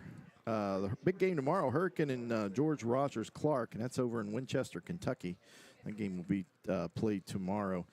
Spring Mills, last year's team that was number 1, got forfeit a few, and there's some more debacle that happened last year. And they're 14-0 on Jefferson. Martinsburg is losing tonight. They're playing a team out of New Jersey and losing 28-0. Morgantown last night defeated Parkersburg 44-7. University over Musselman 33-14. Nicholas County 17-14 over Oak Hill. Huntington High School was playing a team over in Winchester also, and no score in the first in that game. Cabell Midland, Pikeville tomorrow. Greenbrier East 19-7 over Riverside, a future opponent for St. Albans. And Wheeling Park 14-7. Woodrow 20-12 over Washington. So we're ready for the second half kickoff. And once again, the St. Albans Red Dragons got a little bit of a hill to climb here, down 20-0. And they'll be kicking off first to Shady Springs. And the kicker for St. Albans, looks like number 10, Chase is kicking. Chase is doing everything out there tonight. And the kickoff returned by the Shady Springs player there, number 6, Miles Clark. And this is probably their worst starting field position of the game for Shady, and it's all the way up at the 38, 39-yard line. So let's see what Coach Stotts told his team here at halftime. St. Albans played much better games last year in the second half after their halftime. Let's see what we got going on here. Looks like quarterback's going to start out under center with 2 backs behind him. Calicerto, the quarterback for Shady Springs. And they're giving the handoff right to the left side there once again is Snodgrass. We saw Snodgrass go off there in the end of the first half being carried off, but you said you saw him working out some cramps, so he's limping still a little bit, so maybe he has another cramp there. He's going to come off the field. Well, he's gotten plenty of work in this game, so I could see him limping around there a little bit for sure. That's his 11th carry of the game.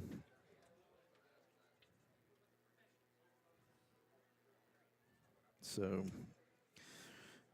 and on that, he got a 5-yard carry. So we get, looks like another cramp there by Shady Springs. Or No, is that a St. Albans? Yeah. Jason out there working his magic out there. The man. The man. The featured man from halftime. Well, let's take a 30-second break there. You're watching live streaming coverage on video production and listening live on WWSA 96.9.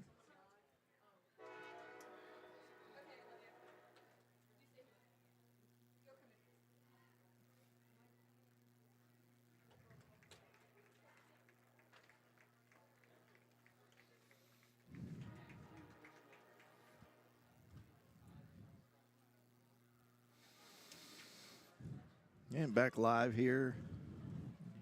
And Jason's worked his magic. He's got number 69 walking off the field there. All smiles, looking good. Jason will give him a little more attention here and little thumbs up. Probably yeah, get him back good. out there.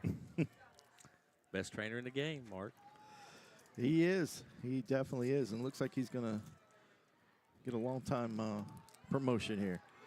And here comes Snodgrass again, and he's going to take it to the house, but flags behind him, so we'll see what the penalty is. We got a couple, or maybe one player down for St. Albans.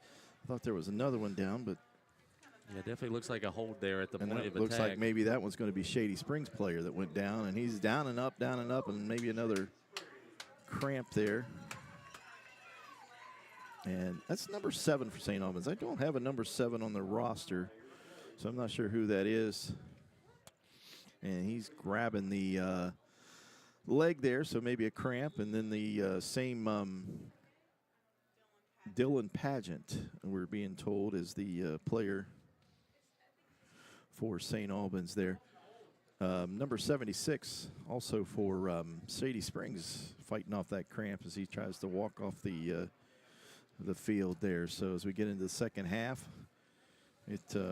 things start to cramp up a little bit there. So we will take a break and let them attend to the player on the field.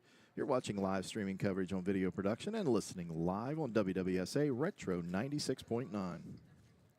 Massey Power Sports is your one-stop off-road and tractor destination. We have an awesome selection of side-by-sides, ATVs, dirt bikes, tractors, and kid machines. Our machines come loaded with features the other brands don't have and will save you thousands of dollars versus the competition. Massey Power Sports offers the best prices, the best service, and the best warranties. Our locations in Beckley and Cross Lanes are here to serve you. Online at MasseyPowersports.com. Massey Power Sports. We power your work and your adventure. And back live at St. Albans High School. Player has been attended to and taken off the field there by Jason. And like you said, Jason will work his magic and hopefully get him right back in the game here. It is 2nd down and 10 after that penalty. And here comes Helmer once again, and he's going to get the first down and 5-6 more. So you got all back all the yards you lost from the penalty plus some. 16-yard gain by Caden Helmer.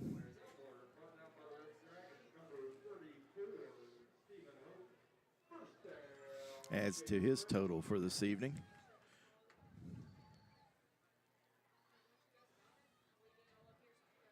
And I see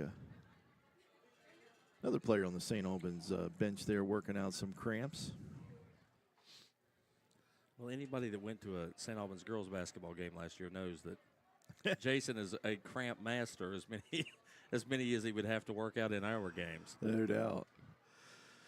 First and 10, opening drive of the second half for Shady Springs. And here comes Snodgrass once again. He brings it up to the 40-yard line for a gain of about 4 yards.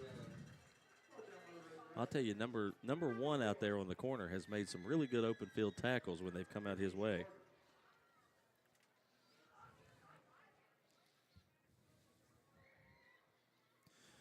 And St. Albans shuffling some more players around.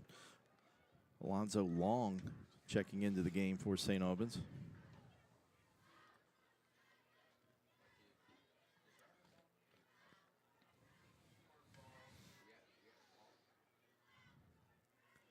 (10-11) here in the third quarter.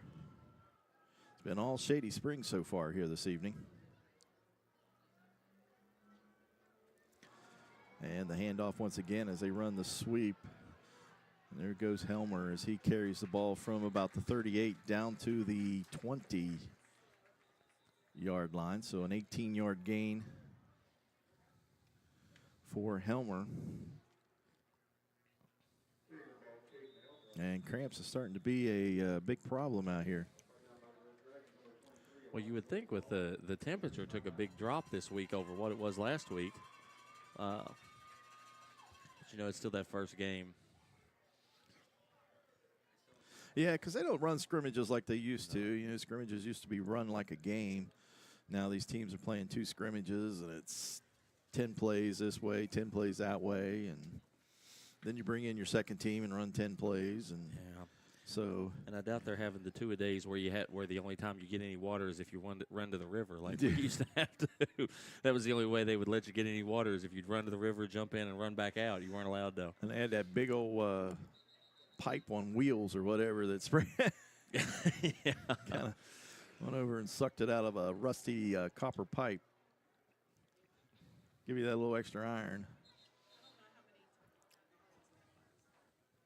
Okay.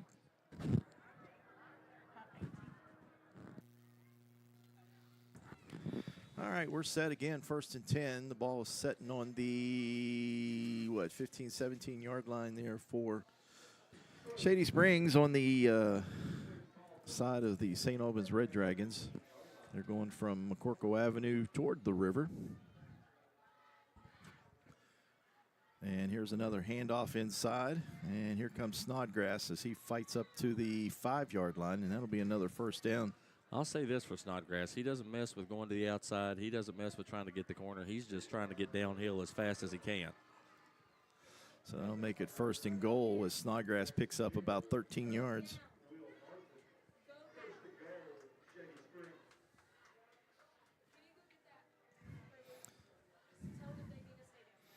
As he's over 100 yards for the game.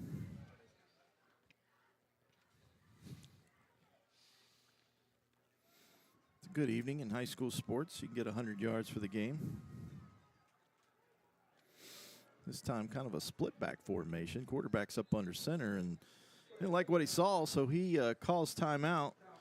And so we'll take it with him. It's going to be a first and goal for Shady Springs. You're watching live streaming coverage on video production and listening live on WWSA Retro 96.9. I know that you've heard the name Shuckers. Shuckers has been at 70 Old Main Street, St. Albans for more than a decade. Really, serving up such great food like Shucker shrooms, jerk shrimp, juicy steaks, seafood, wings, stuffed shells, scallops, thin crust pizzas. There's something here for every taste bud in your house. Come hang out in the cozy bar area or bring your crew in and stretch out in the dining room for a memorable evening. Shuckers is more than seafood, it's your food. Open Tuesday through Saturday. We'll see you at Shuckers.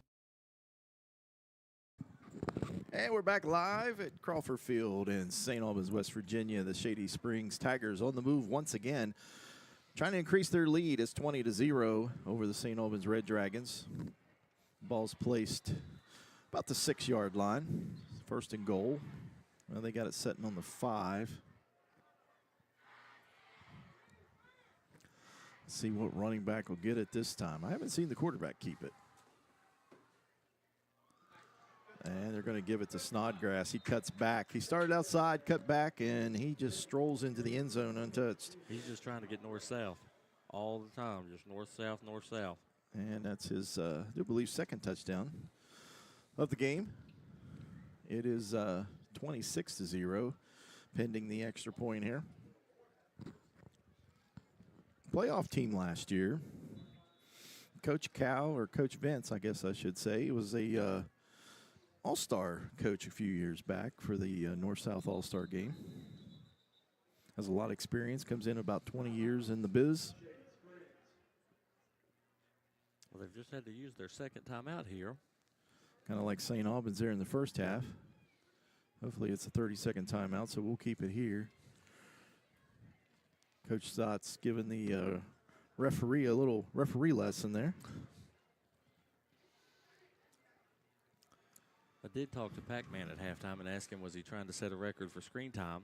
Oh, here we go. There we Here's the go. Dragon. There That's what is we needed. Elias's Now, best friend. I've had a couple people reach out to me, and I want to let Coach Lemaster know if he's watching, because he reached out to me about the Dragon earlier. Yes, we will have the Dragon at the basketball game, and we will put right behind his bench. Right behind the bench. There you go. The Dragon and the DJ and all that will be right behind his bench. I'm sure he'll be happy to hear that. Jamie, it's got a camera in its nose too, Jamie, so watch where you're drawing up. So we got the extra point coming up. Try to extend this lead to 27-0. And we get it blocked and take it the distance here. I think blocked it. Blocked it, but didn't bring it back. So we'll stay with 26-0. And speaking of basketball, your team is doing some postseason conditioning right now. Mm-hmm. Yeah, again, like I was talking about with Coach Stotts, it's a lot different when, you kind of get hired in the middle of the summer, and you're trying to get your footing, meet the kids, put together a staff, put together a support staff, and I think our summer and fall program, I mean, we were successful last year, but I think our summer and fall program kind of suffered for it, and this year we came into summer with a plan. We kicked it off, and I've been, for a bunch of girls that nobody knows, we graduated a bunch of kids. We, obviously that team was senior heavy. To see the way that this bunch of kids has really bought into what we've been doing has been super impressive, because you never know how they're going to accept when you do something like that. And there are girls programs that do have weight training, obviously, in the state, and I think those are the ones that year over year are super successful. So to take something that's that different, I've really been impressed with how well they've handled it. Number one, Carter carries the return kick. First kick we've seen in the air. Everything's been across the ground. And this one's going to be turned back to the 30-yard line. That's where St. Albans will go on offense here, first possession of the second half. Yeah, I used to have the girls do a postseason workout with a trainer for soccer, and the ones that showed up and wanted to put the time in, really benefited from it, especially when the season came in. When, having somebody like Eric Fletcher to do it, obviously he raised two monsters. Yeah. He's got the resource of his son Adam and his daughter-in-law, who are both, strength and conditioning coaches at Illinois, a major power for a basketball program. So having him as a resource has been really, really good for the girls, and it's been impressive the times I've been in there to watch them work. All right, St. Albans on offense. Here's Reese Lilly, and he's going to give a handoff. I didn't know if we would see any more running plays here. They come out of the second half with a run play, and that's number 3, Bossy, for St. Albans. And I've seen him on defense, I think. I don't think I've seen him in the backfield this evening. Muhammad was back there earlier. Well, I think you've got to at least give it a shot and a try. It looks like Muhammad's over here maybe working some cramps out as well on the sidelines, doing a little bit of stretching and stuff. So that's probably part of the reason for the switch. So Lilly back, and he's going to throw that little screen pass again to the wide receiver, and I think he barely gets back to the line of scrimmage there before he's drugged down. That's number 2, James Lowe.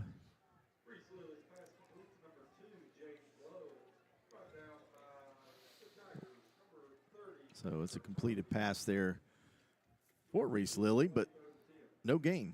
It's going to be 3rd and 10. So let's see. We got 3 down here to the short side, 1 to the far side. Kind of a halfback in there for blocking purposes. As they double team one of the linemen there, and James Lowe catches the pass, tries to break free. There's just too many white shirts there to get through. Well, I do like the formation switch there. It looks like they're double teaming the left end that they had been having some issues with. You know, give him a little bit of time there. So it brings up 4th down. James Lowe picks up 3 yards on that catch. And now what do we got here? I don't know. He was blowing like a timeout, but didn't charge it to anybody. Now they're calling him back out. This is just Pac-Man just trying to get on TV. Yeah, that's all that's this it. is. I mean, he heard it's on Apple and Roku and everything else, and now he's, you know, out here trying to get famous. He's one of those. His mom's going to be proud of him. Yeah. We're going to have a talk about this after the game. Yeah, all right. And I still don't know what's going on. I don't know. We got to. All right, now we're ready. It's wind the clock. Let's see if Reese Lilly punts us away at 4th and 7. And he does a little short punt. We saw that a lot last year with McLean back there at quarterback, and that was a good punt. It's going to get a good roll. The ball's going to roll all the way down to about the 2-3 yard line. My goodness, that was a 70-yard punt. A good 65, 66 yards. Booted that from the 30.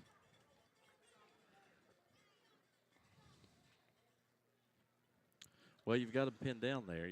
You would like to get a 3 and out, get some kind of stop here so that you're able to get the ball back in decent field position here. So, you know, still some life left. Obviously, there's still plenty of time left. You throw the ball, but you got to get this run game stopped for Shady.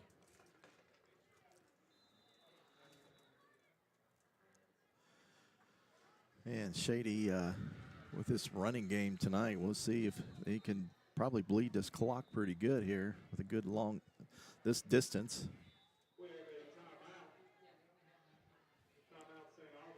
St. Albans calling a timeout, so we'll take that with him. You're watching live streaming coverage on video production and listening live on WWSA Retro 96.9.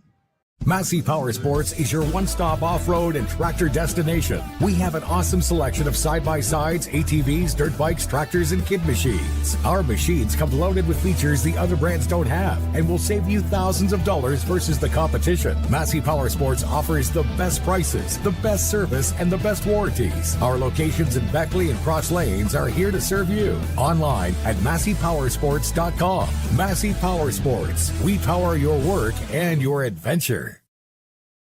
Back live. It's 26-0 in favor of the Shady Springs Tigers. If you're just joining us, the Shady Springs offensive game has been all on the ground here this evening. A couple passes, 1 touchdown pass for 11 yards, but other than that, it's just been the ground game. This time they're operating right up against the goal line here. This is their worst field position of the evening. And the handoff to Snodgrass as he carries it out. Gets him a little breathing room as he brings it up to the 5. So a gain of about 2 yards, 2.5 yards there. He's up. He seems like he's limping around a little bit again there. He's He definitely been getting plenty of work. Getting those cramps in there.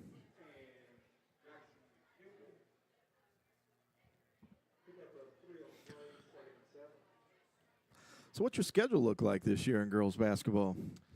Well, obviously it's a little bit different with the switching AAA and switching into the regions. We got put in, you know, you still have the MSAC schedule, and you know, plus you have the 8-team region, so there wasn't really a lot of wiggle room in our schedule this year. Outside of regional opponents and MSAC opponents, and we got a home and away with Greenbrier East. So, you know, so that'll be interesting to see them. They were one of the better teams in AAA last year. I mean, you know, kind of my philosophy is play as tough a schedule as you can play, because I think that gets you. The good thing about high school basketball is your record doesn't matter during the season. You're just trying to get yourself ready for the postseason, and I think the best way to do that is to play really, really tough teams. Yeah, I mean, you're 0-0 record-wise once you get to the tournament, and here comes a breakthrough there by Snodgrass as he got hit at the line of scrimmage, broke a few tackles, and he carries it for a first down and breaks it all the way out to the 25-yard line. I'll tell you what, for somebody who's limping around after every play, he looks good. He looks good when he gets the ball. Give him probably another 10 yards on that carry. Too many men on the field. That's probably going to be declined, first down. Yeah, you couldn't your schedule last year was just brutal with that MSAC and you know, you talk about a team that probably didn't perform very well during the season, but you guys had a dogfight with that Oak Hill team last year. Yeah, I mean, that was the game, you know, that about took me out, obviously, if anybody remembers that game. That just shows you, because they had played a really tough schedule. They had played a lot of really good teams. And it's going to be a little different this year because with that 8-team region, nobody gets a bye like we did last year. Everybody's going to have to play the same amount of games. And that region is obviously, you know, the thorn in my side, Spring Valley, still in that region. Nitro, who, you know, obviously has been an insanely high-level team for, you know, the entirety of Pat's career over there. And, you know, Winfield is no slouch. And then, you know, there's still a South Charleston, Chapmanville, Point Pleasant, who I haven't seen play since I've been back over in girls. And, Lord, I'm missing somebody. There's another team in that region that I can't think of right now. I'm sure. Lincoln County, who, you know, I know they've had some coaching turnover here recently, but had a history of being competitive in girls basketball for a long time. There was a 10-yard penalty on Shady Springs, and I think they're going to get 5 of it back right here. March back 10 and up 5. It was first and 20. Now it's going to be first and 15.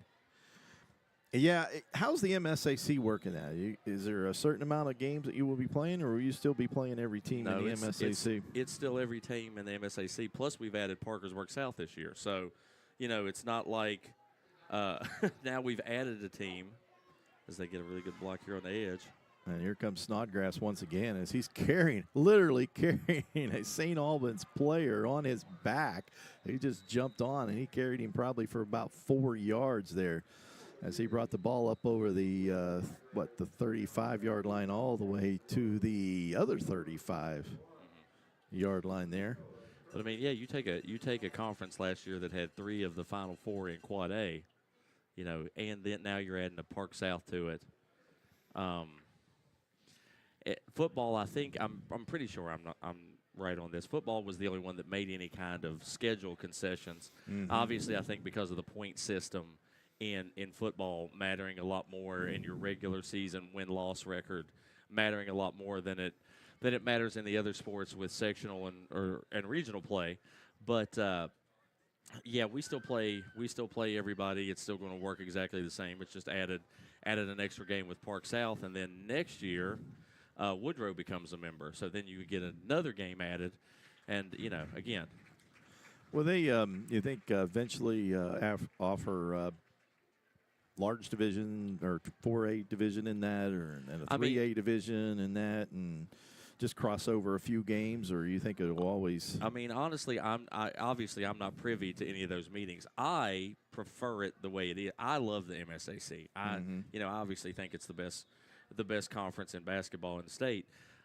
I kind of would prefer it not to be a large and a small division, honestly, because I like not having to schedule the games. Yeah. I like getting to play everybody, and you know, I think we were in the MSAC title game last year as one of the smaller schools in the conference. I think that, you know, we're able to be competitive with those schools. So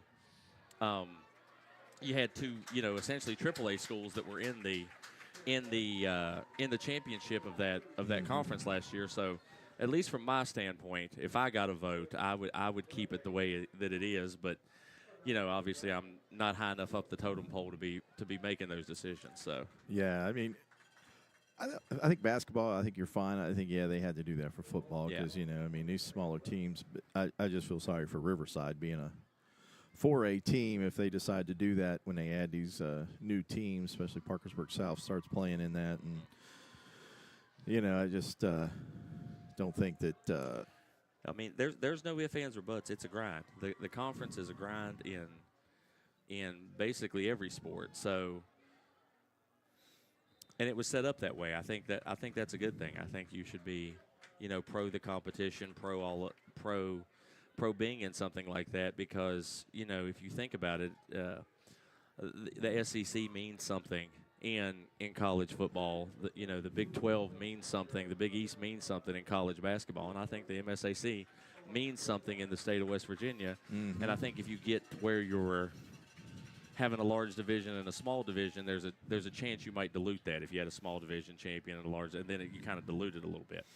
Yeah. So anyway, 2:14. Shady's brought this ball out from their own end zone there. It's 3rd and 4.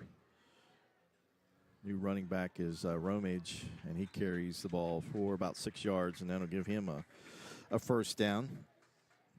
His 3rd carry in there. Yeah, I mean, you take it. It makes it easier on you. You won't be able to have to worry about scheduling the larger the conference gets. Unlike the old days where you did the home and homes, but still you're still looking at a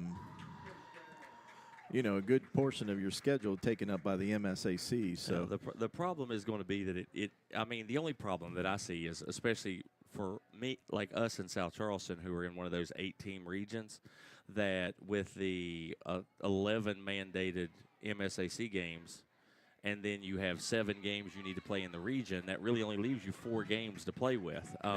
This year, I don't even have Chapmanville and Point Pleasant on my schedule because there was some coaching turnover at those schools. So I wasn't even able to actually get 2 regional teams on my schedule. Hopefully we'll be able to get them going forward, but that kind of only leaves you. And then with Woodrow adding the year after, that gives you basically 3 games to play with after that. So it kind of takes away your chance for, the old Battle of the Bridge home and stuff like that if you want to play other teams. Yeah, it takes away from those tournaments too. Mm-hmm. I mean, there's always tournaments going on, and those count against you too. So I also wonder, just out of curiosity, where they. And here comes big number 32 once again, Snodgrass, as he carries the ball all the way down to the 2-yard line. I think about the basketball teams in the Quad A where it's 10 in the south and 10 in the north, and I would assume one would want to try to play as many of those 9 teams as they could for seeding of their, regional tournament. So I'm sure those teams that are still Quad A that are MSAC have some of that going on as well with the scheduling restrictions. Another 17-yard carry there by Snodgrass. Another St. Albans player coming off with possibly some cramps there.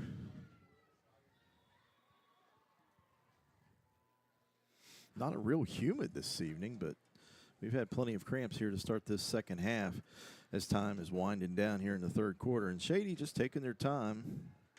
I mean, it's just a steady dose of run, and St. Albans hasn't been able to come up with an answer for it.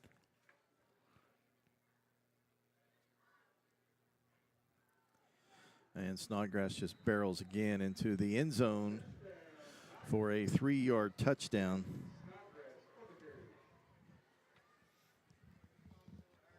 Snodgrass, that's his 20th carry of the night is what I have him for. So that's an evening. 20 carries on the night. 3 touchdowns? Not bad. Yeah, well, not bad at all. He can have tomorrow off.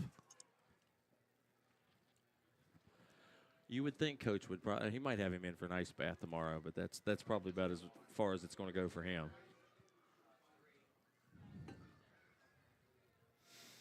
Extra point here to make it 33-0. We have 2 seconds remaining here in the 3rd quarter.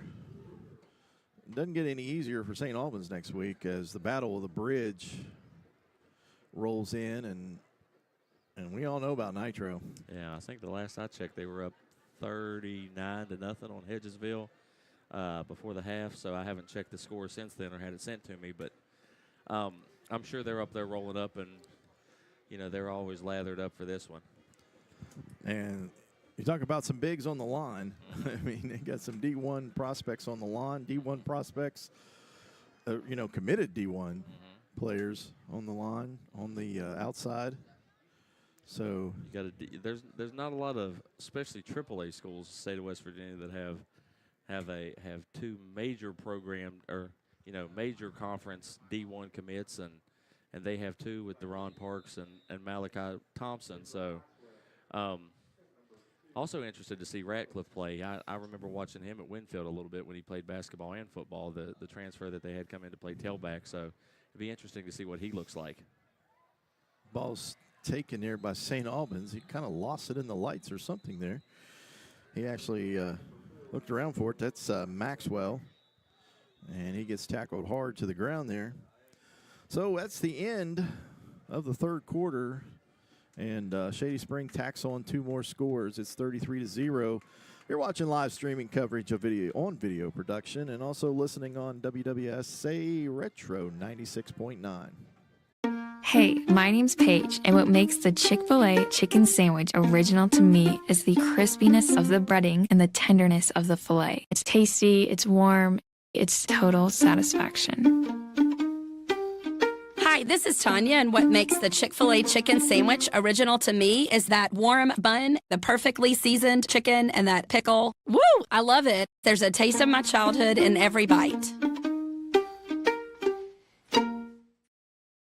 When you're in need of a plumber, you want someone that's going to treat you like family. Modley's Plumbing and Heating, a family-owned business since 1987, wants you to know our customers and employees are as important as family. Built by family to families, quality work is our hallmark at Modley's Plumbing and Heating. So the next time you're in need of a plumber, give Modley's Plumbing and Heating a call at 304-253-HELP. Help to Modley's means handling every little problem.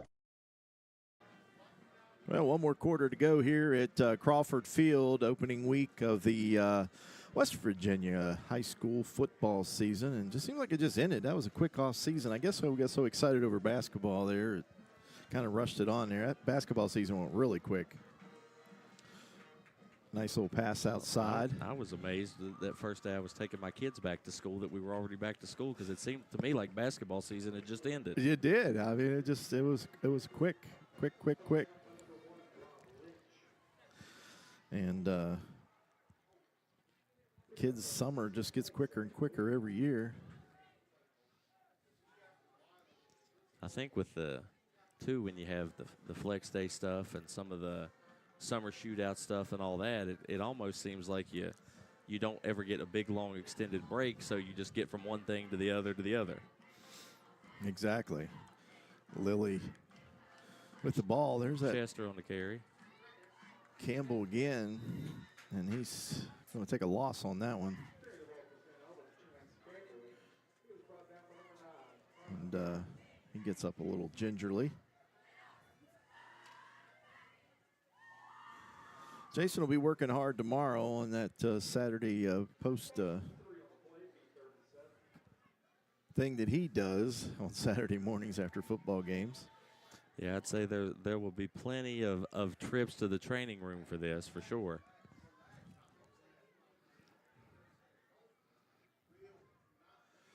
And Lilly once again behind center with no backs in the backfield this time, as he looks, gets the pressure, and he gets it out, and St. Albans just going backwards now.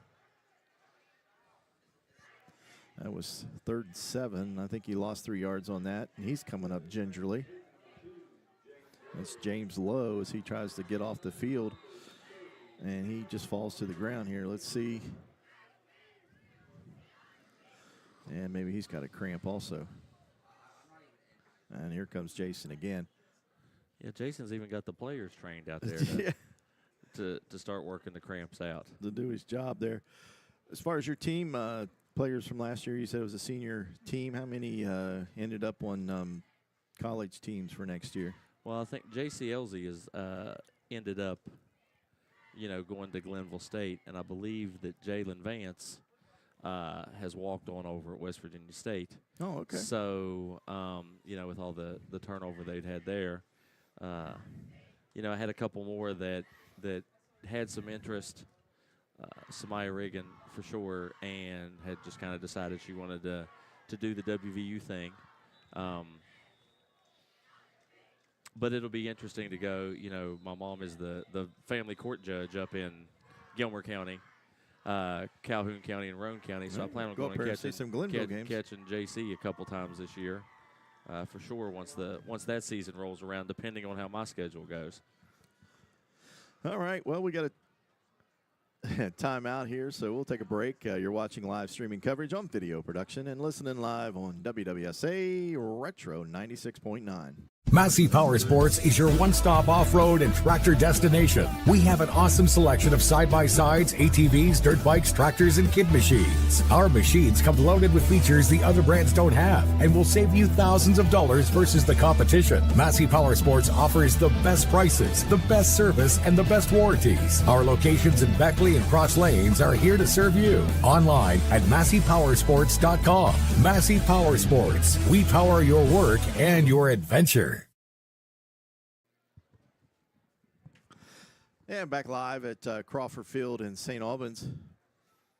10-10 to go in the game, and St. Albans going to punt. Now run a fake punt. Here comes Lilly, and he's going to be close. Man, that's real close. See where they spot it. I mean, the judge is walking right along that line. And now we got another injury here. This one's on Shady Springs. And still no spot of the ball here, so we'll see. So Coach John, my assistant coach, had started bringing pickle juice and mustard to games after we were having all these cramp problems. Looks like we're going to start needing to, make mandatory pickle juice and mustard shots before the game like we did in basketball this season. I guess that worked. Oh, I don't think we had a cramp after that. I think it was because they were all so disgusted by having to drink the mustard and the pickles beforehand that they were too scared to get a cramp. They were afraid he might make them drink some more, probably. I think I would puke. It's not for me, not my deal, but so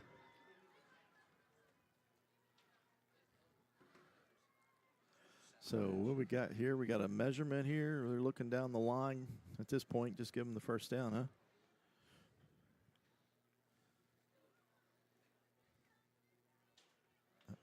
I mean, you have to be pretty close. What do you think of the NFL now, having the little chip or something in the ball that gives you like a little view of it and GPS type thing? It's interesting. I'm sure that it will, there'll be fans swearing it was hacked, coaches swearing it was hacked, and everything else. So, you would think it would eliminate a lot of stuff, but I'm sure that there will be who knows how many crazy amount of TikTok conspiracy theories about what's going on with the GPS chip in the ball. So that ball was going to be short. I think we need a review on the spot, but we're not going to get that in high school. Josh can maybe order that up for us. Josh will probably have that fixed before we know. They'll have a replay booth down there by next week. If he could get a Dragon Cam, he could definitely get a replay booth over there. Oh, we were told they do have sideline replay. Interesting. So St. Albans back on defense. And Shady Spring still using their starters at this point at 9:55. Romage carries the ball. Pick up 4.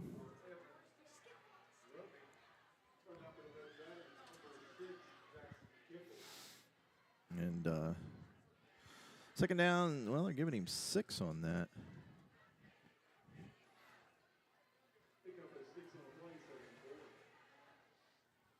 So it'll be second down and 4. And here comes a new back into the field of play, and there he goes. Number 15 for Shady Springs is going to take it to the house. His first carry of this evening, and it's straight to the house. Brady Whitehead, the carrier on that. junior. And he just took the ball from the 31-yard line and carried it to the house.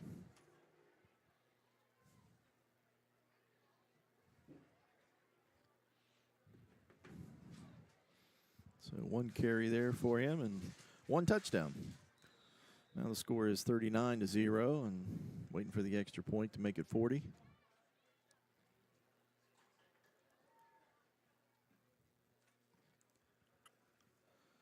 For St. Albans, where do they go from here?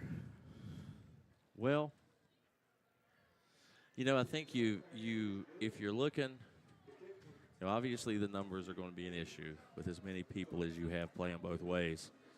But I think you take from this that, especially in that first half. Now, I think the kind of the war of attrition has went against them here in the second half. But in that first half, if you just, you know, tighten up the penalties a little bit, you know, that first drive when you really got a couple good runs going, you kind of kill the drive by not being able to have people out in formation and not having enough kids to, you know, run the plays, and then the miscommunication on offense between quarterback and receiver. I think that you learned a couple things here today, and if you could tighten some stuff up, I think this would.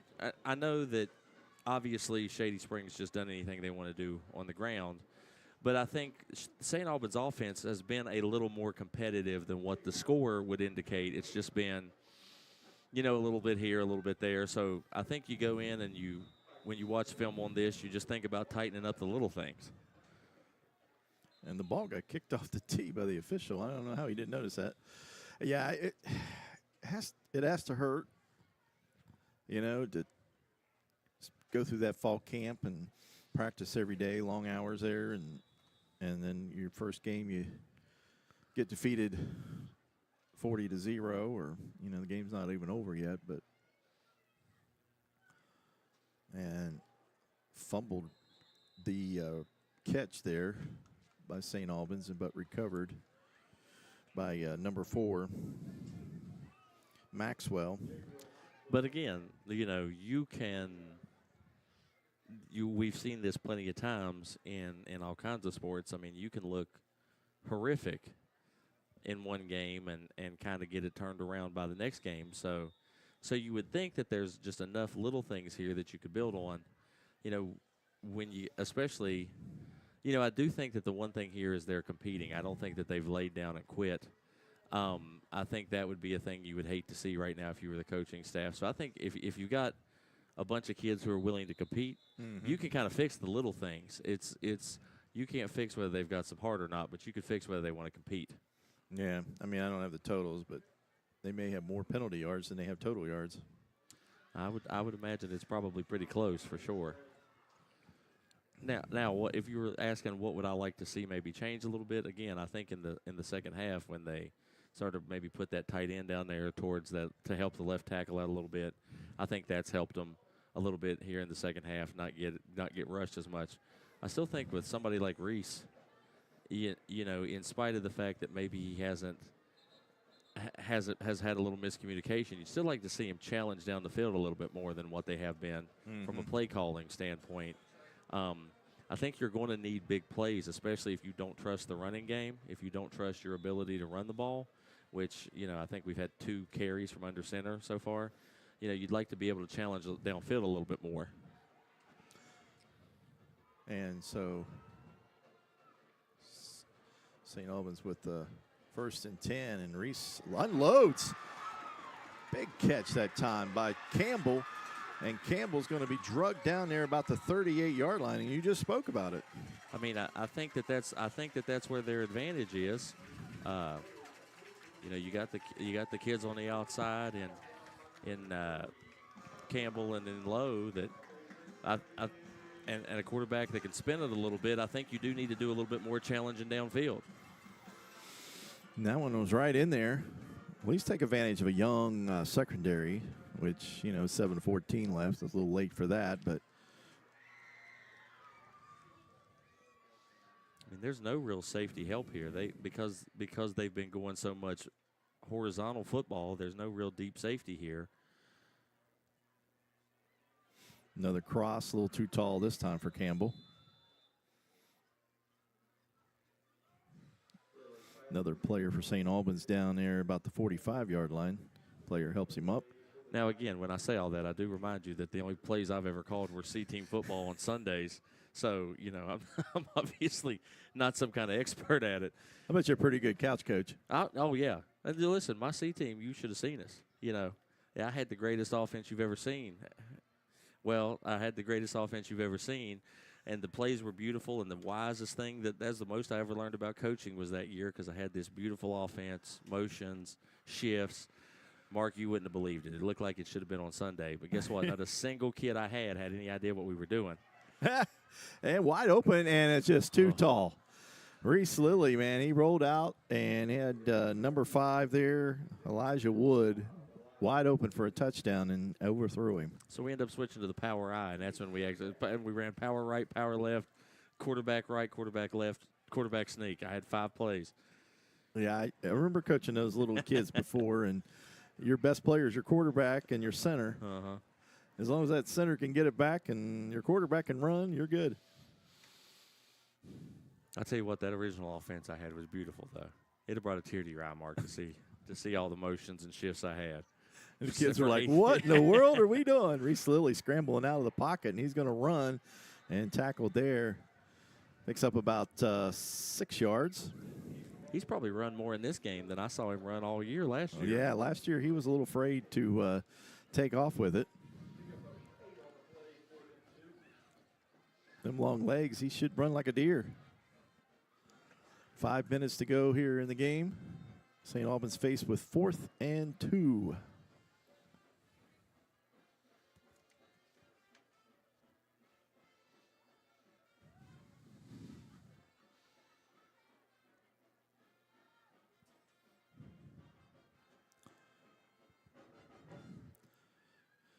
And Lilly back in that shotgun once again and takes the snap, and he's got a blitzer coming wide open, but good pass. And this will get the first down and more. Number 3, Bossy, was wide open. Great pass. That was a good look there because no one blocked the defense there. He came straight. He had a straight shot at the quarterback, and he just kind of moved a little bit, by a little time, and found Bossy there for the first down. Well, it's good to see them get a little something positive here going on this last drive here, the 4th quarter. Give you something to build on for sure. Something in the film room there other than bad stuff.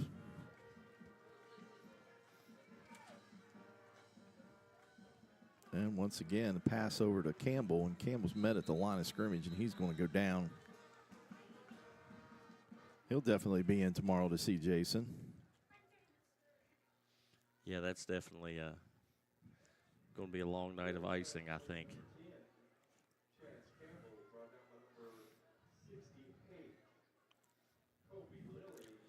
Hope you got to see everybody. Probably no one checked out us on halftime there. We played that interview with Jason that we do every halftime throughout the season here. Mm-hmm.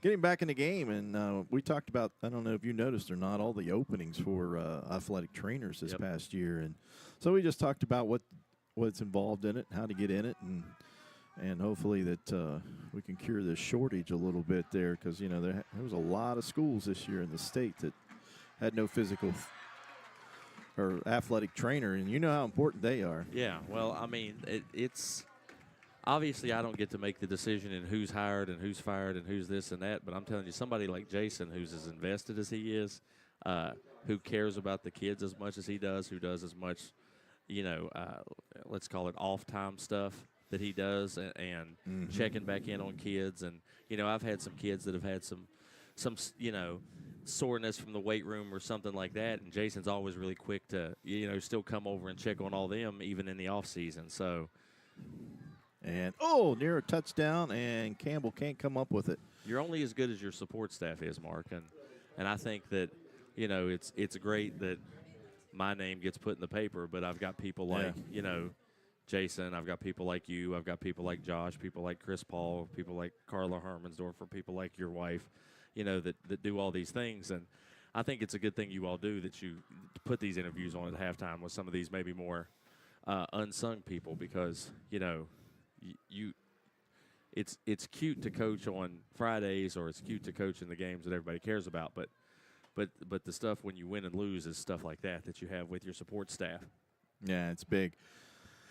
So we got minute 45. This may be the last down for St. Albans if they can't connect on this 4th and 8. And that ball is going to be knocked away, and that will be the last chance probably for St. Albans here this evening for putting points on the board as the clock will probably wind down.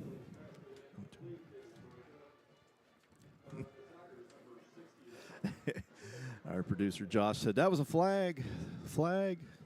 I think that one was short, should have been first down. But anyway, mass unit continues down there on the sideline for St. Albans. I see some more kids without shoulder pads and arm braces, and I tell you, football's a rough sport. Well, I was just sitting here thinking, as much as you were talking about people coming in to see Jason on Saturday, and I was just thinking to myself, you know, as much as you miss playing football on Friday, Lord, I don't miss them Saturdays at all. Yeah, well, back in my day, you didn't have those, you know. I mean, you went to work on Saturday morning and didn't worry about it. Can't move your arms, can't move your legs.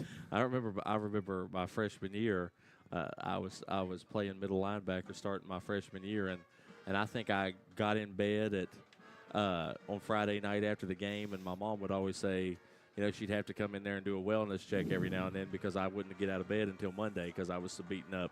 Mm-hmm. Exactly. So looks like they're going to let the clock run down. 16 seconds, and that will make a wrap on week 1 here at least. I'm sure there's some more games being played right now, and a couple games tomorrow. As we mentioned, Hurricane playing tomorrow. A couple other games tomorrow are going to be played, but we'll take our a break. We'll come back and we'll give you a little close in the evening and get you set up what we're going to be doing next week at this time. So we'll take a break, and you're watching live streaming coverage on video production, and you're listening live on WWSA Retro 96.9. He's a Greenbrier buyer. She's a Greenbrier buyer. They're Greenbrier buyers. And we want to make you a Greenbrier buyer too. At Greenbrier Automotive, we'll do whatever we can to make your car buying experience the best it can be. From providing outstanding service to offering a huge selection to choose from, all with the best deals possible. Visit one of our 7 area dealerships soon, or shop over 800 vehicles on greenbrierautomotive.com. Before you hit the Hatfield-McCoy trails, fuel up the way West Virginians do, at Little General Stores. We're proud to be part of your ride. Rooted in West Virginia and built for the back roads. Little General Stores. Fuel your adventure the West Virginia way. Are you ready to turn your passion into a career? At New River Community and Technical College, we've got the programs to get you there. Dive into our food service and event management program. Learn skills from kitchen basics to business budgeting and become seasoned for success. Or if the great outdoors is calling, answer it with our outdoor recreation program. Receive hands-on training that readies you to lead, inspire, and explore. Whatever you're passionate about, we have a path for you. Visit newriver.edu today. Start here. Go anywhere. Hey, grab me one too.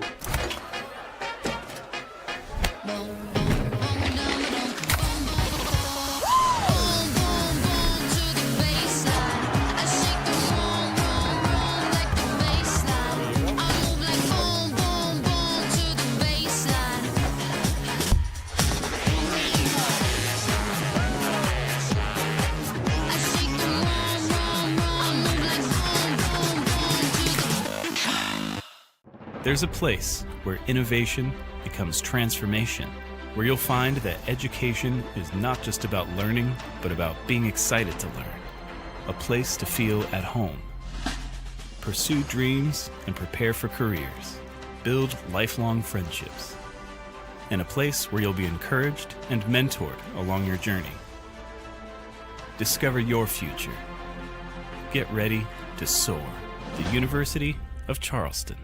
Access Health began as a small clinic with a simple yet powerful purpose: to care for our neighbors right here at home. From the very beginning, it was about people showing up for each other, building trust, and staying connected. Today, Access Health is serving thousands across southern West Virginia. But what makes us different isn't just the care we provide, it's who provides it. Our team was born here, trained here, and lives here. This is what community looks like. This is Access Health, by the community, for the community, always.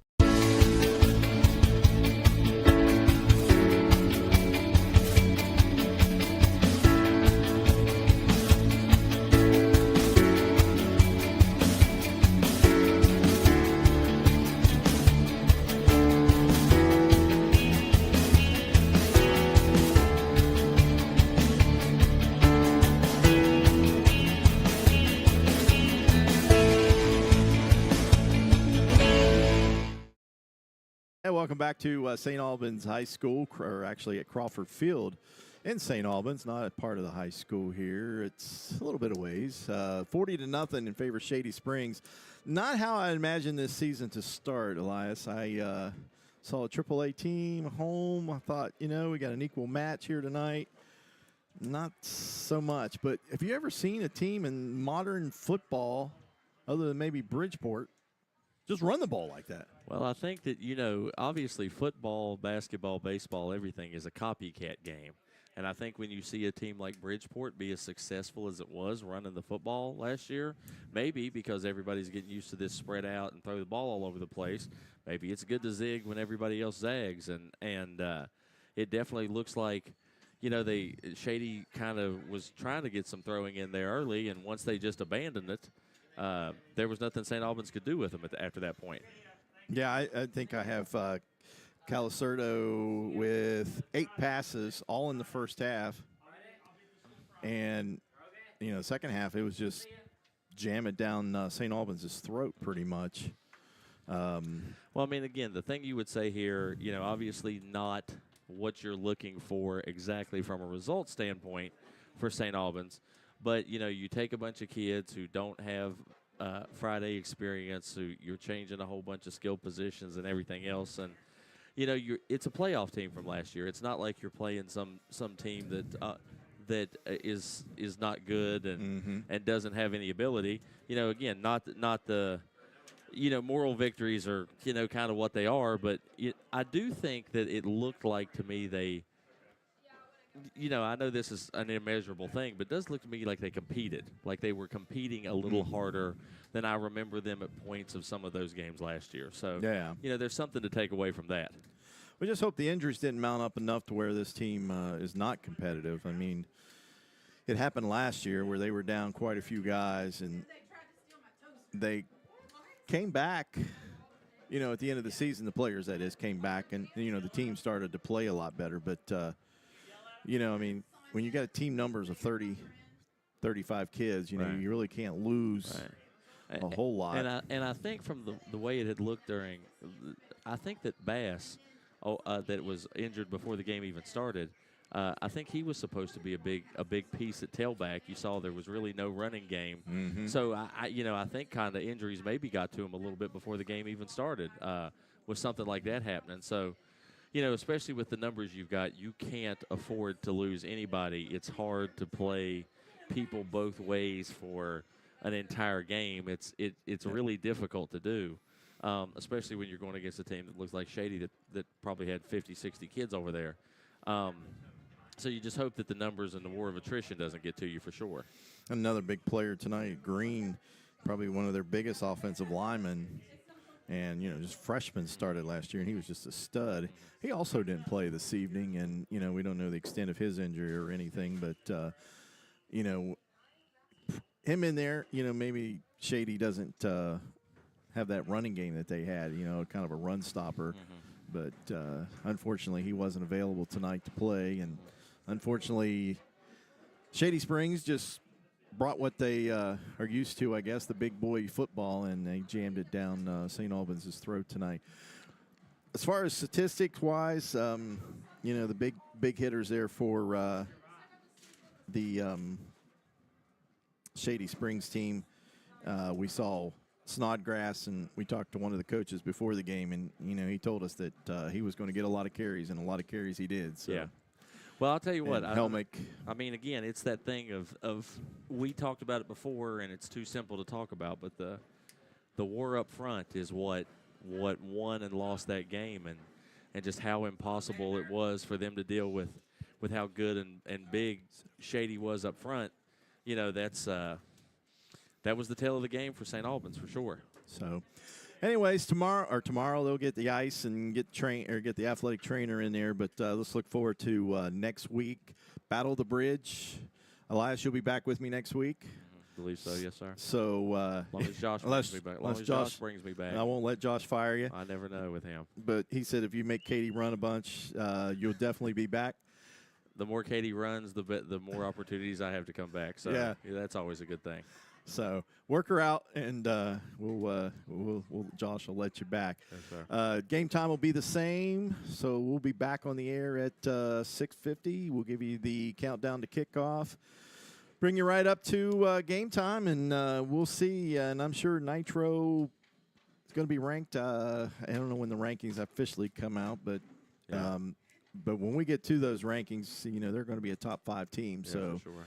This will be a stud team coming in. And just remember, last year they defeated this Shady Springs 41-7 in the playoffs. So that just gives you some idea how good. Which their quarterback's gone from Nitro, but still, they're still a potent offense, potent defense. So let's wrap it up here. It's kind of a blowout here this evening. Shady Springs puts up 40 on St. Albans here at Crawford Field. The place is emptying out, so we're going to pack her up and head to the house ourselves. So thanks for watching. For the whole crew, Josh tonight, Katie, Kendrick, Elias, myself, Jackson, all the students. We had students in here tonight. I didn't get their names. We should thank all of those kids coming in to learn a little bit about this broadcasting and video production. So good to see them willing to learn. Thanks to WWSA 96.9 for streaming our game.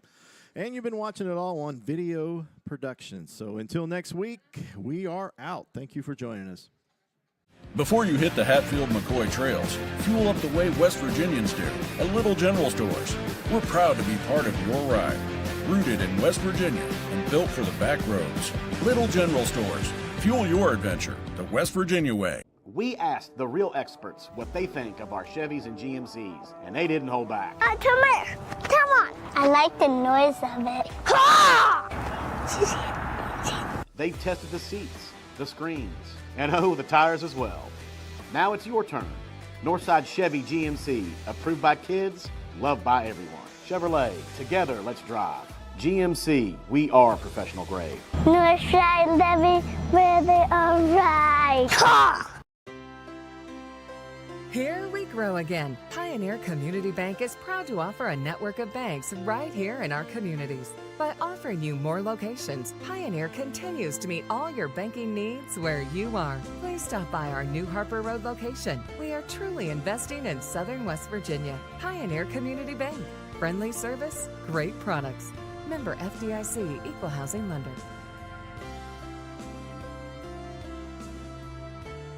When you're in need of a plumber, you want someone that's going to treat you like family. Modley's Plumbing and Heating, a family-owned business since 1987, wants you to know our customers and employees are as important as family. Built by family to families, quality work is our hallmark at Modley's Plumbing and Heating. So the next time you're in need of a plumber, give Modley's Plumbing and Heating a call at 304-253-HELP. Help to Modley's means handling every little problem. Here we grow again. Pioneer Community Bank is proud to offer a network of banks right here in our communities. By offering you more locations, Pioneer continues to meet all your banking needs where you are. Please stop by our New Harper Road location. We are truly investing in Southern West Virginia. Pioneer Community Bank. Friendly service, great products. Member FDIC, Equal Housing Lender.